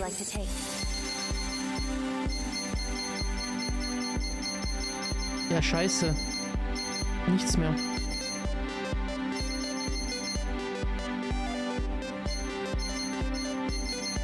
Aber auf eins habe ich noch Bock, eins mache ich noch. Fashionista, Musikwissen, Pharmakologie, Ernährungskunde, Flaggenkunde, Weltgeschichte. Weltgeschichte, ey. Da wird sich da haben, aber nur ans Gesicht greifen. Oh Gott, was soll das? Aber Weltgeschichte, komm. Was? Ich habe kein Geld mehr dafür, oh Gott. Ja, schade, peinlich. Das ist... Schade schon. Wie ist denn das? Passiert sicherlich wie in den Bonsai-Bäumen.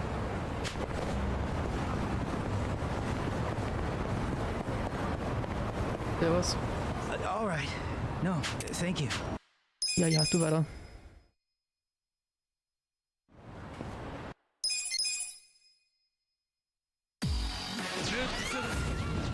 Der interessiert mich gar nicht.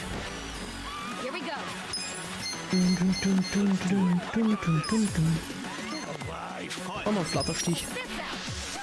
Beliebte Geschäftsmann. Weg mit dir. Eine rosa Gitarre.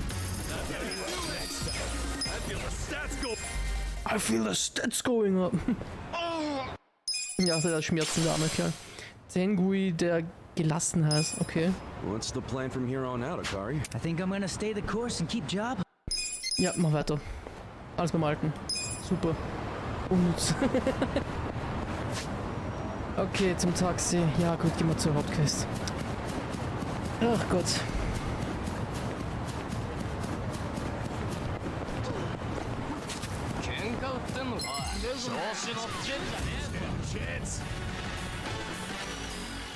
Right. You're in it now. Fight. Try this on the side. Ich schlitze ja laut. Frechheit, da lebt noch einer. Was haben wir da noch? Heftige Dissonanzen. Für die Geldklatsche. Nee, nicht die beiden Sachen, okay. Heftige Dissonanzen. Na bitte. Sehr cool. Holzklotz. Kettensägen-Chaos gelernt, na bitte. Du musst das.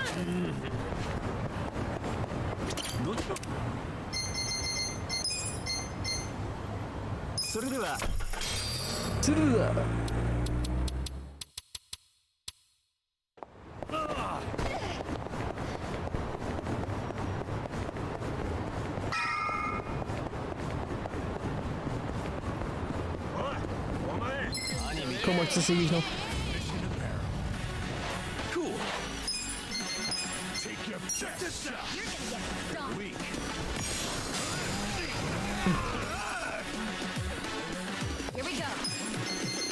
War ein bisschen lame jetzt irgendwie, keine Ahnung. Hab irgendwie mehr erwartet.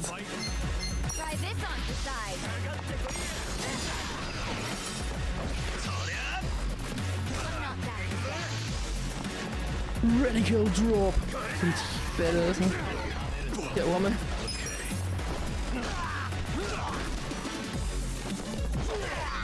Ich.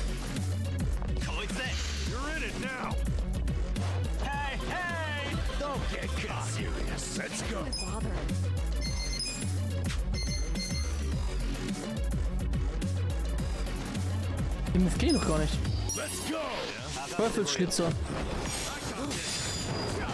Wow, ist einfach dasselbe, nur ein bisschen stärker. Krass.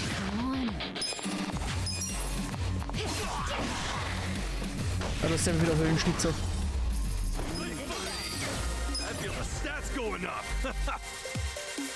Oh, Entschuldigung. Die Wand hat erhöht.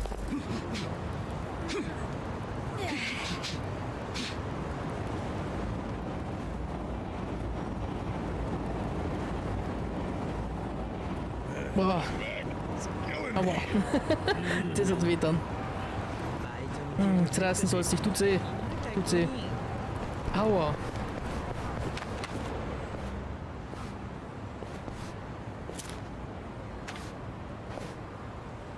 Chief.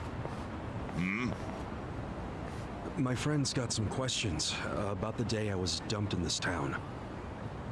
Yeah. I want to know why you didn't just abandon Ichiban or dump him at a hospital. If you don't mind telling us, I'm sure we'd all appreciate it.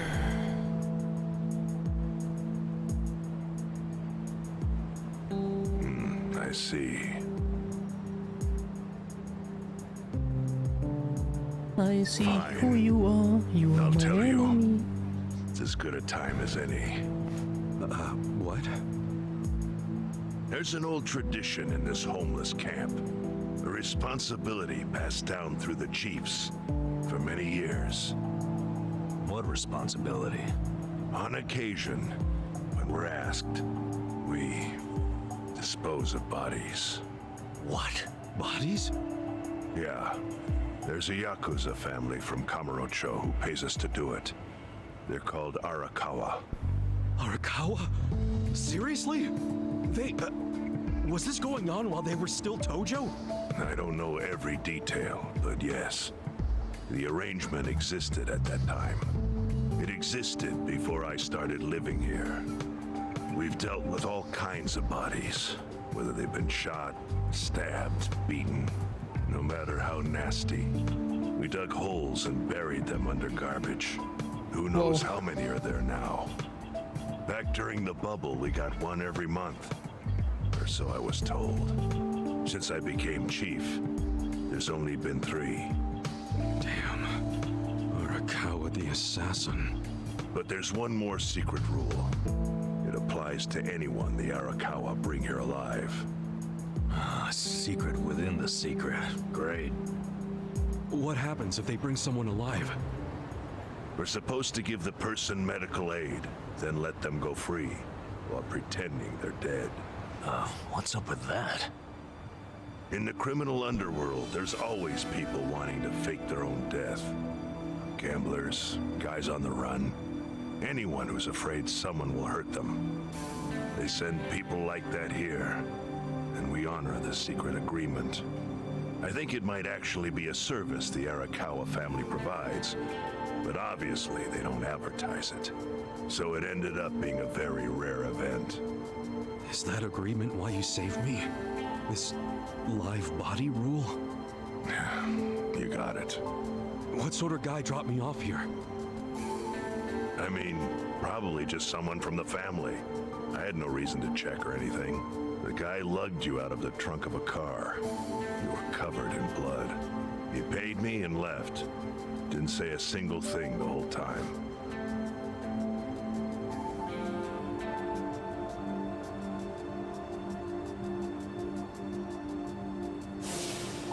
I'm sorry, Ichi.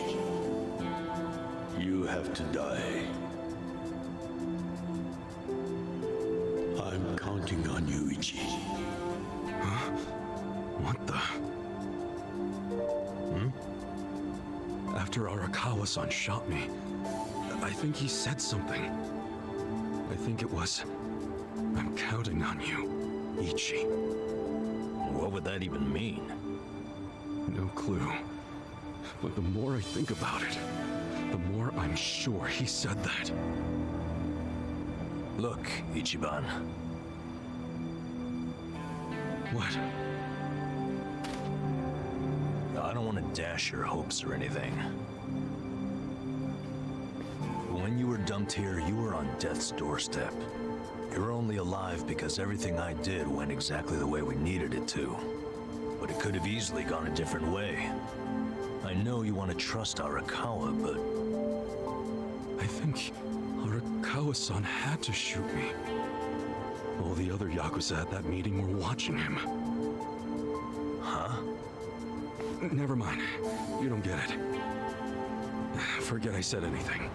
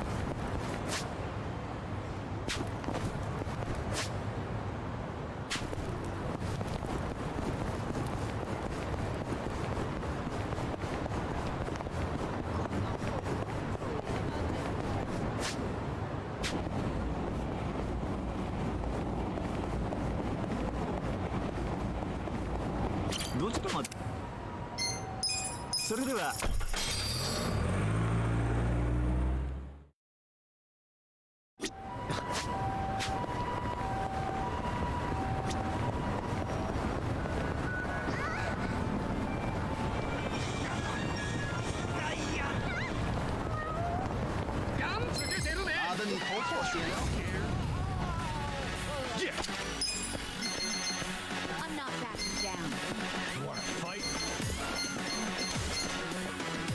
Don't get cocky. I know. Come on, You're gonna be in a whirl. Here we go. bye. You're in it now. Check this out.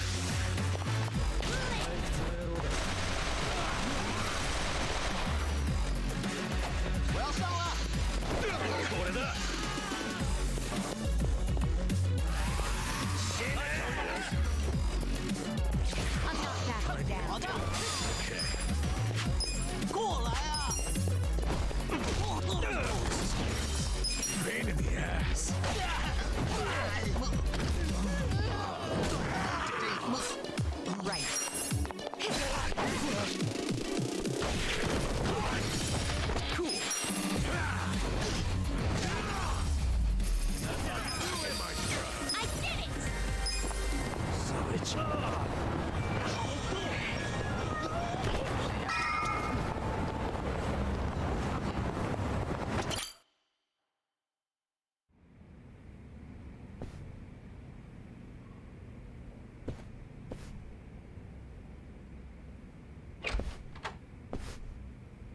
I went ahead and got started.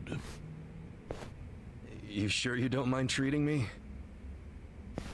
What? Are you actually able to pay? Wish I could, but I don't think they'd take this.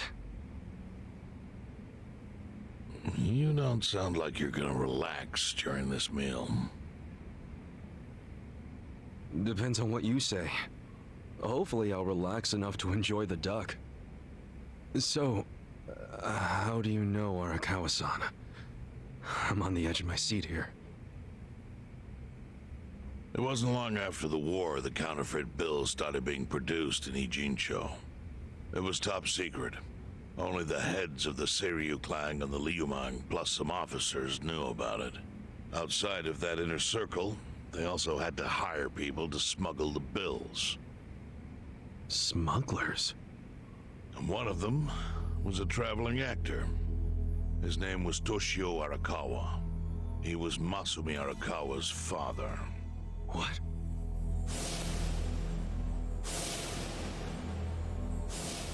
One day, he came to us saying he lost an entire suitcase filled with 100 mil in fake yen. No excuse in the world could have saved him. A mistake that grave required the Seiryu clan to make an example out of him for the other smugglers. But remember, only a few people at the top even knew about the counterfeiting. It wasn't a task they could hand to just anybody. So I, being next in line to inherit the clan, was entrusted to carry it out. So did you actually...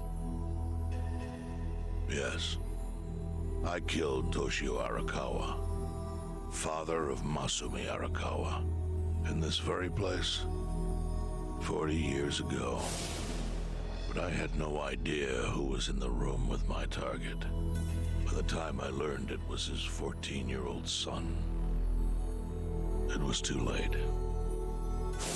I had to go through with the hit, knowing this boy would see his father die. To make my guilt even worse, later I found out why Toshio lost the fake bills. His wife and her lover had stolen them. And those two fell into the ocean and disappeared.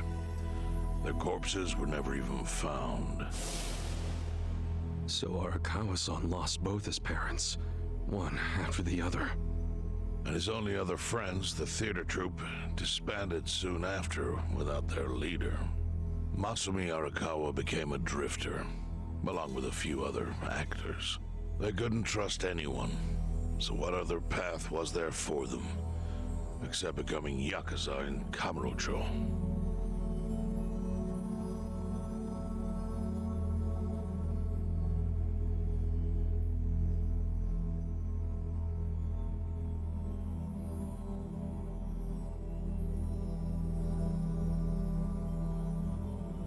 Arakawa joined a low-ranking family in the Tojo clan called the Hikawa family. Life wasn't easy for him there. They were the kind of family that took hits without thinking twice. Really? Yes. So they were always in need of ways to dispose of a body. Masumi Arakawa was tapped to help with that, and he was extremely cautious. To do it, he started coming all the way to the homeless camp in Ijincho. Really? Even though the family was based in Tokyo? Why? Well, truthfully, he wanted an excuse to come to Yokohama, because it would afford him opportunities to hunt his father's killer. I see. So Arakawa-san was using the homeless camp to dispose of bodies all the way back then. Indeed. As for his hunt, he researched Yakuza and criminals every time he was here.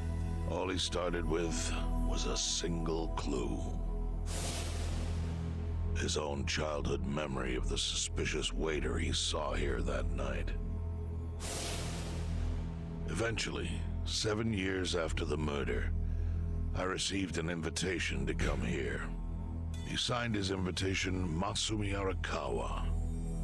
It was a bold declaration. and I knew immediately the running would be futile. So I came here, alone. I didn't even bring a bodyguard. Why the hell not? Well, to put it simply, I was prepared to die. But, I mean... In this line of work, there are no good ways to die. And I can think of worse ways to go that would not give that boy the justice he'd earned. The memory of what I'd done to him never left me, you know. It was always like a small bone stuck in my throat.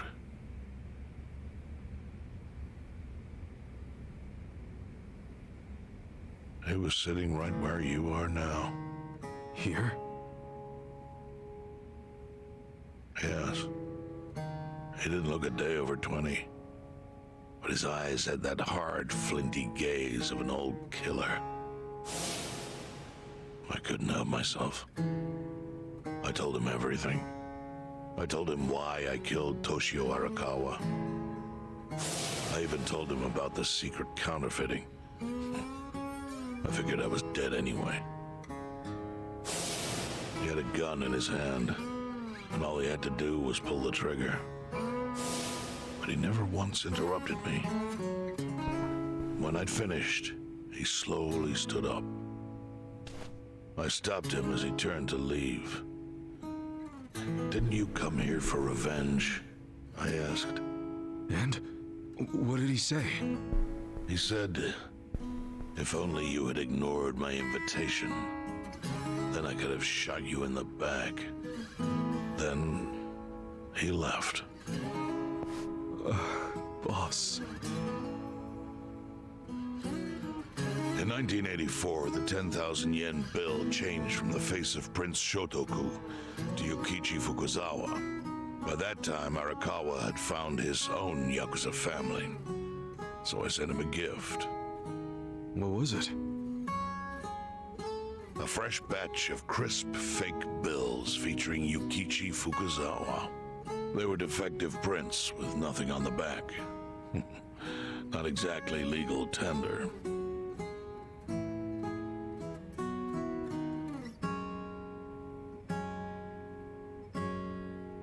Then how was that a gift? It's hard to explain. If I had to say, it was out of gratitude. Sure, but for what? I should have died that day I met with Arakawa. It would have been right. And yet he spared me. Not only that, but he lifted a terrible weight from my chest. Furthermore, it's not an exaggeration to say the equilibrium among the Ijin Three continues to this day because of him. Wow. I owe him an unfathomable debt. And one day, I must pay it back. The defective bills were how I chose to communicate the sentiment.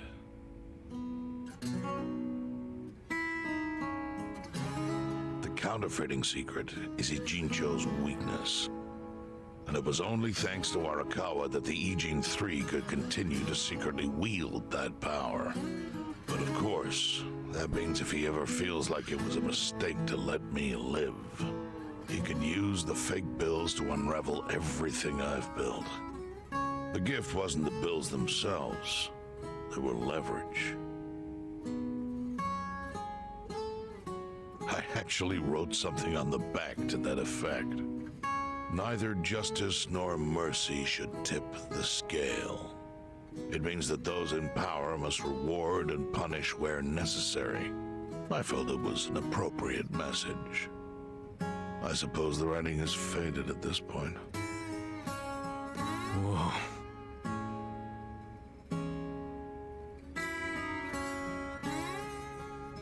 So that's the whole story. Up till this moment. But now I'm sitting across from a man holding one of those fake bills. Which, of course, is a message from Arakawa that only I could understand. The message is, Masumi Arakawa sees you as a beloved family member. Arakawa-san. thinks of me as family. He would not have placed that bill in your pocket lightly. Do you see its significance now? After everything I've told you? There is almost no doubt in my mind that Arakawa did not want you killed. So he didn't shoot you out of malice.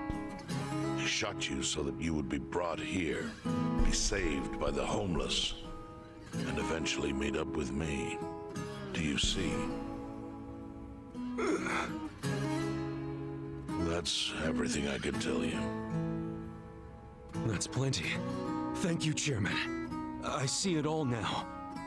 I always kind of figured. You did? Well, it's your move now. I've only told you what I know, so... It's okay. That's enough. I trust you. Well, I don't hear that often. Yeah, neither do I. Not even from my friends. But those friends are trustworthy to me. And so are you. I believe everything you said. And my faith in Arakawa-san is coming back strong. Kasuga, Yeah? are you a blood relative of Arakawa's? No, it's not like that. I see. Well, he must have been happy to have such loyalty as yours. As proud as any father, I think.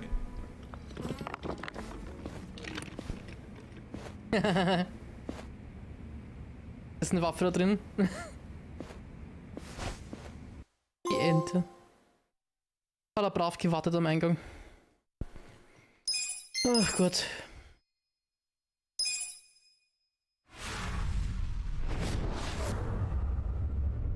Kapitel 11, die Chancen. Nagatacho has been rocked by Party Chair Ogikubo's sudden retirement due to illness. Long a central figure in politics, Ogikubo was the Prime Minister's last ally in keeping Parliament together. An election shall be held to reaffirm the will of the people. I look forward to a new Citizens Liberal Party and a new cabinet. The Prime Minister made more shockwaves later that day. In the afternoon, he announced he would appoint Rio Aoki to Ogikubo's now vacant Ist wirklich so, oder? Aoki will be the first sitting governor to also serve as the ruling party's chair. This bold move is sure to have ripple effects.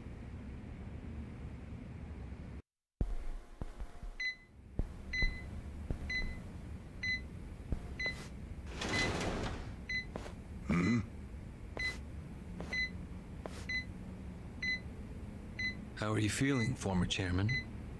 Surely the governor of Tokyo can read.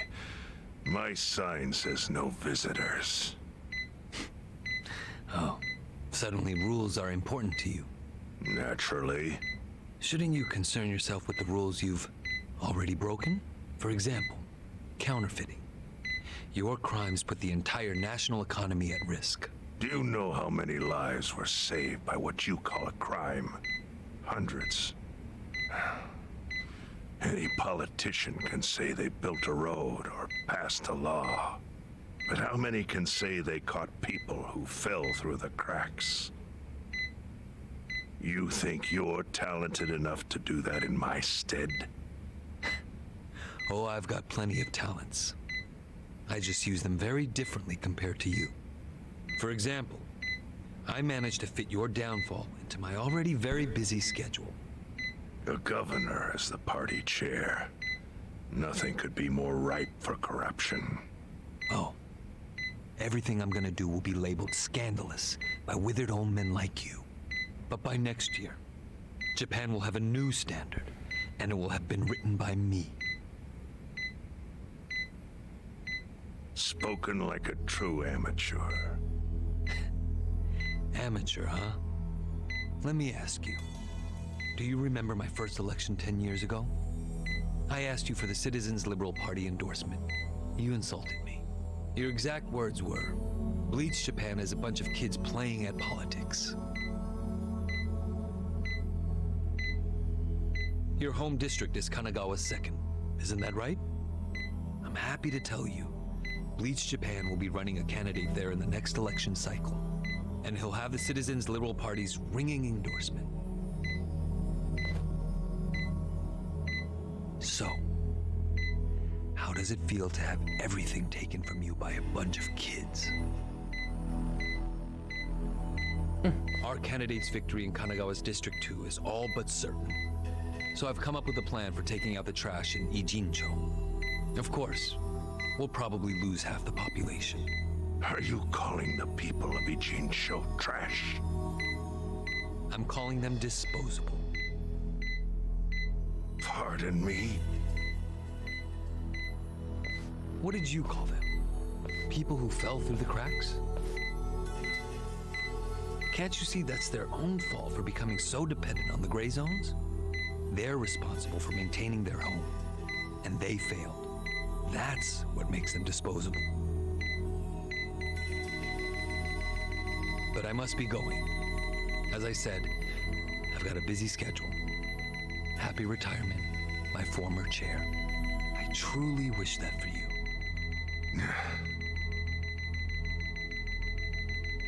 I hope you'll visit Ijincho after its beautiful new developments are complete. You'll hardly recognize it, and I can't wait to see the look on your face when you see it.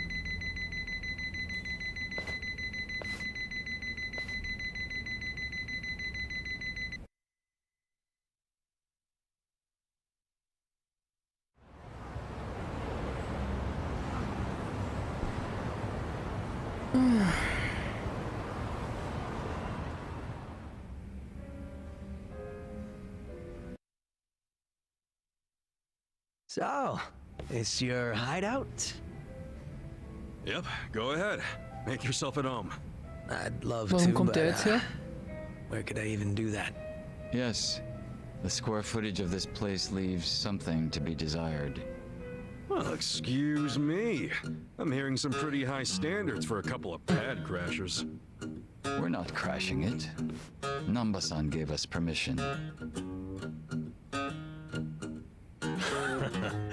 Who the hell says no to Jungi Han when he asks to stay the night? I mean, it's freaking Jungi Han. Hey, where are the rest of your people now that Komijul HQ is gone? They're fixing the surveillance system. It will take some time for it to be fully restored. Well, I get why Jungi Han is staying here, since this place is a pile of ashes. What's Xiao's excuse? It's not like I could just keep living in Qingchen after stepping down from the Liu Mit der ist man nicht Wouldn't have sent the Systemmitglied. right message. So, I've joined the ranks of the homeless. Still doesn't explain Alles why klar. you need to stay here. Maybe because information collects where people do. Alle Homeless-Leute kommen jetzt This daher. group does seem to be in the know. We do? But we don't even know what happened to Bleach Japan. Did the police ever put a stop to all that craziness? The police? Kasuga-kun, haven't you seen the news? Wo ist jetzt eigentlich der Typ mit dem einem Handschuh, den er als Geisel genommen hat? Hab ich da was versäumt?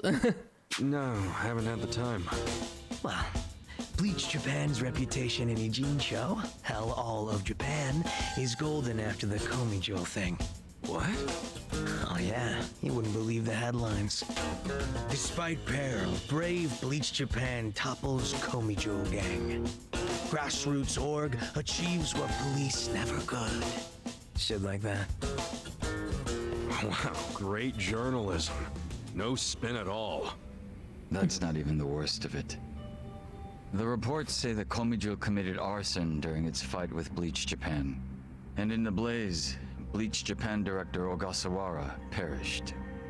He's dead? Wait, what happened? He was definitely alive after the fire. That's when we interrogated him. Yeah, then the Omi Alliance rescued him. Why would he be... Wait, did they? Yes, they probably killed him. I had that thought right away.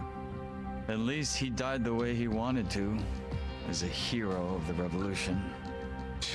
That guy? A hero? Why'd they kill him? Because he squawked like a bird when you interrogated him. Why wouldn't they off the guy? Now they're just milking his death for all it's worth. Honestly, it's a brilliant move, making it look like he died in the Komijul fire. No crime reports, cops and doctors wouldn't bat an eye. And Bleach Japan gets a nice, tragic death to go on about. Damn. I wish we'd picked a fight with dumber enemies. But what can we do? Go to the police and explain how we abducted Ogasawara? What would be the point? Half the force is on Mabuchi's payroll. No, they would just book our asses. So Aoki has everyone marching along to his little tune. All in step. Young master. Okay, Bleach Japan's got us by the short hairs there. But what about the fact they were trespassing on Komijo property? Well, they must have figured the public would think the ends justified the means. And they were right. The public thinks Bleach Japan is the hero of this story. The police will never prosecute them for trespassing. At this rate, the Komijo and the Liumang are going to be extinct in Ijincho. And people like you who give us shelter will be an endangered species. I wish I didn't have to say this, but I suggest you make other living arrangements. I can't. I'm waiting for someone to contact me here. Who?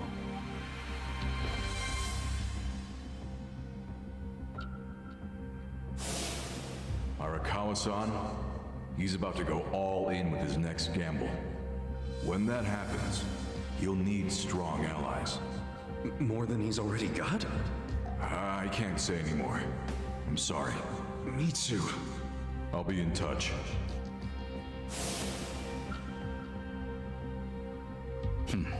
Well then. But isn't Masumi Arakawa the man who shot you? The boss wasn't trying to kill me. He shot me so I could live. Sorry, but don't you think that's still kinda fucked up? It's a long story. Buy me a beer sometime and I'll tell you all about it. Danke. Right now, while we've got you on the team, we need to get shit done. We need to stock up on money and supplies because nobody knows what the hell will happen next. That's for sure. Ja, ist der Gruppe beigetreten. Wuhu!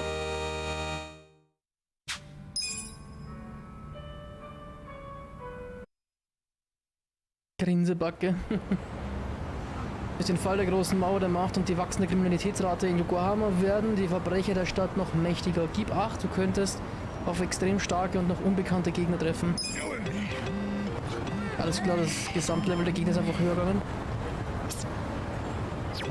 Was ist Kooperationsanfrage? Wie überspringe ich sowas? Ah, egal.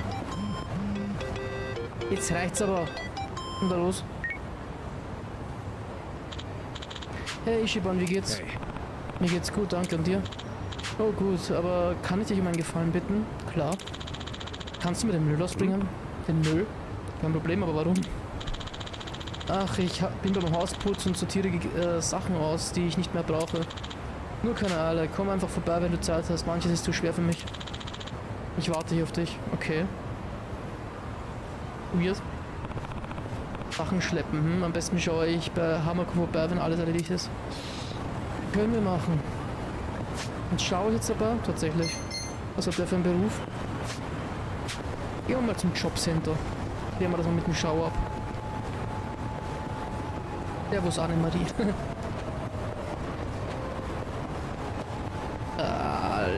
Wieso lässt mich dieses scheiß Taxi nie einsteigen erst? Hallo. Nicht ärgern. Jetzt suchen wir halt ein anderes Taxi.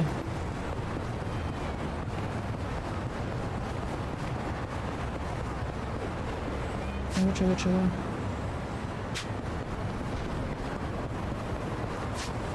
Mal schauen, was kommt denn der Tolles. Bearbeiten. Dann haben wir mal den Number raus.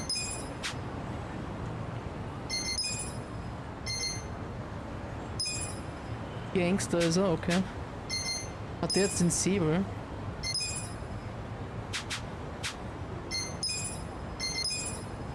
Chinesischer Säbel tatsächlich. Okay.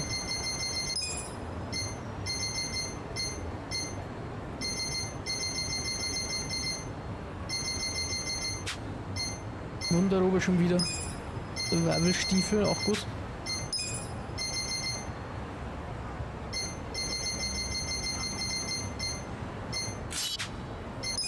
Kettenrüstung. Ah! Erhöht die Menge der MP, die aus Feinden gewonnen werden kann, halbiert die maximale MP. Oha. Das halbieren ist heftig. Aber zum Leveln ist das super.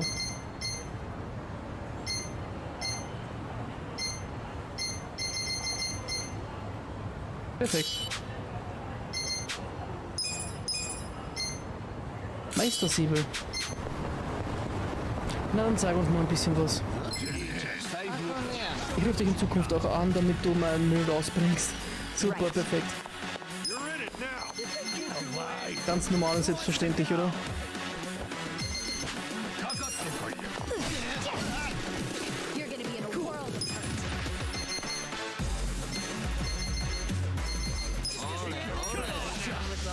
Level 44, merke ich's grad.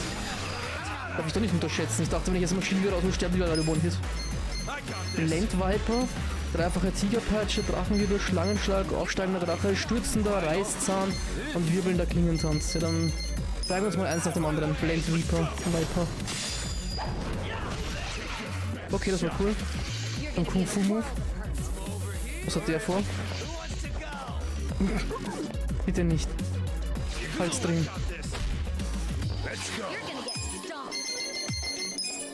Und gehen wir auch immer sicher weg mit dem Teufelsschlitzer.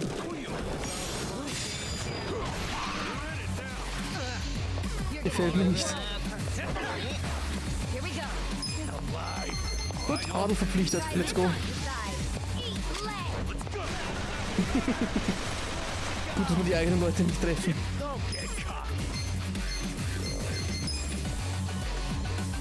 Ja, komm.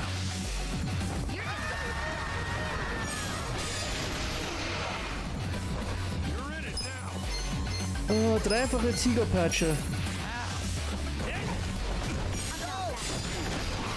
Schöne Keks. Er muss gleich kotzen, toll. Ritter vom Fass.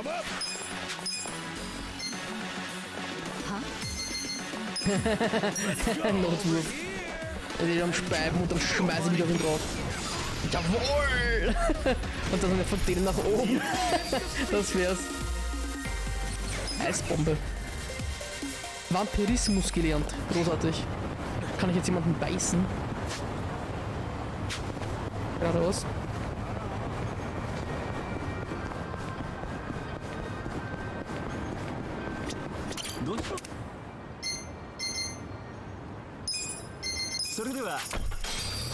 Ich hoffe, er hat einen Anzug und darf auch bleiben.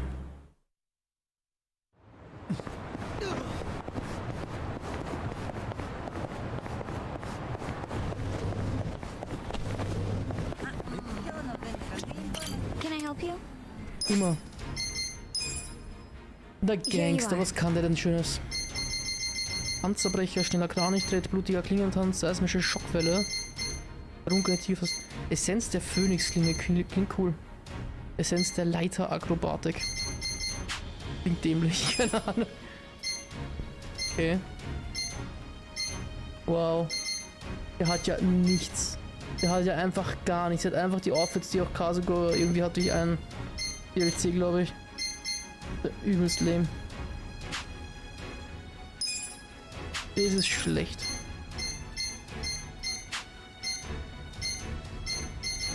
Da hätte er wenigstens einen Anzug an. You'll need better qualifications. Koch, Kost. Meine Fresse. Machen Sie sich einmal die Mühe, das Oberteil da irgendwie großartig zu ändern. Das ist... Ja, bei ihm ist Gangster am besten. Aber kein Anzug. Tut mir leid für dich. Der wird Number wohl beim Platzhalter bleiben. Fashion. Ja, ist wichtig. Es ist wichtig. Ja, sorry. Schleich dich. Nur Anzüge erlaubt. Aber ich würde schon noch ganz einen anderen Angriff versehen, ehrlich gesagt. Wir schauen uns zumindest noch an.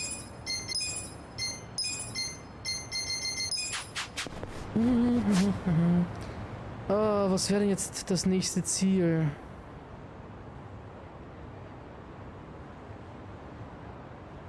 Ich einfach irgendjemanden verkloppen kommen und gar keinen Bock mehr wieder eine halbe Stunde irgendeinen Dialog anzuhören. Ey, ihr da! Aufs Maul!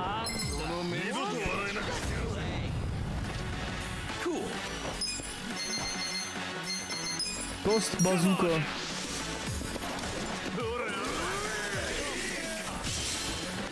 Er blast über alle drüber und das erwischt mir einen, finde ich super.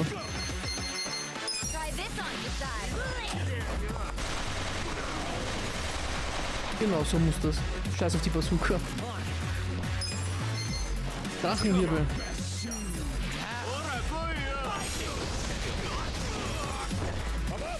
Schöne Breakdown-Moves. Aber wäre das nicht besser für den Breakdown-Dancer? Der Breakdancer, Breakdown-Dancer, was rede ich hier?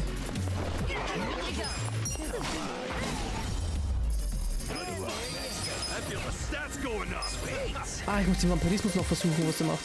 Panzerbrecher gelernt. Mehr Gegner, mehr Gegner. Mehr Moves sehen. Zeig's mal was. Vielleicht kann ich 6 Spielzeug für ihn kaufen.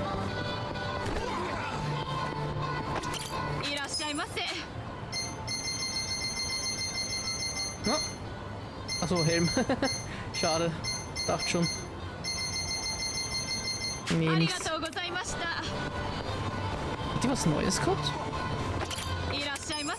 Ups. Eisenrohr? Seit wann hat sie sowas? Also wann hat sie so grindige Sachen? Ich dachte, die hat nur 6 Spielzeug. Na gut.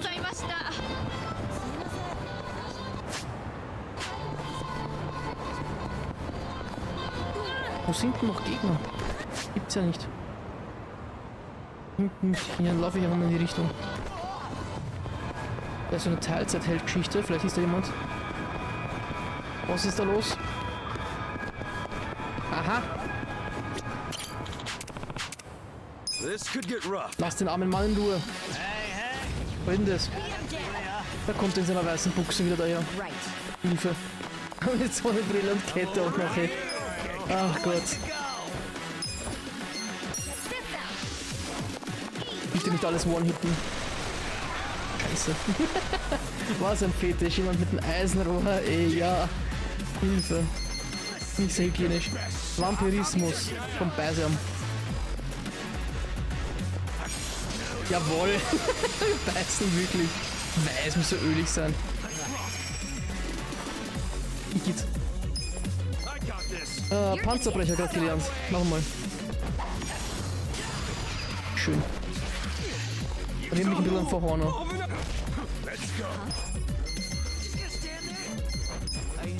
Na schön als Hinrichtung für den Abschluss. Das Outfit ist ein Hammer.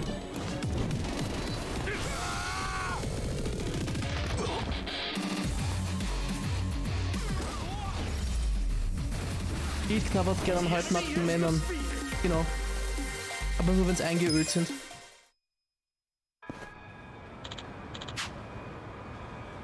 Und auch nur wenn die Buchse weiß ist. Danke Held, gerne. Leichtig.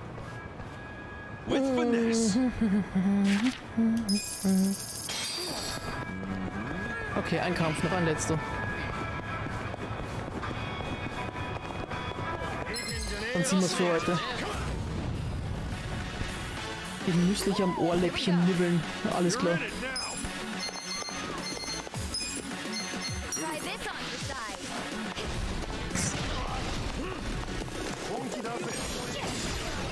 Da fühlt sich so richtig wie eine Truman-Show, oder? Wenn so ein Pappkarton irgendwie so auf dem Moped haust und das zerfällt in 100 Teile. Da glaubst du wirklich, das ist alles nur Trappen. Riesige Pappewelt. Oh, was macht denn der bei Essenz des Chaos? Das haben wir noch gar nicht gesehen. Ja komm, mach einfach. Das haben wir beim Dings noch nicht gesehen, glaube ich, beim Hahn. Ich mag sie, wenn da Schläge kommen.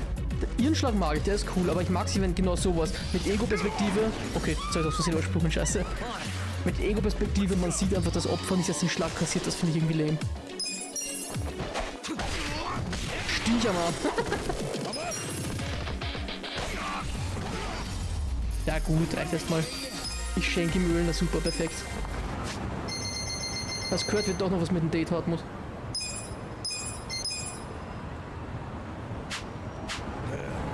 Schön das Ohrläppchen einölen. Okay, passt. Gut, das war's für heute. Danke fürs Einschalten. Hoffe, es hat unterhalten. Bis zum nächsten Mal. Never give up und adios.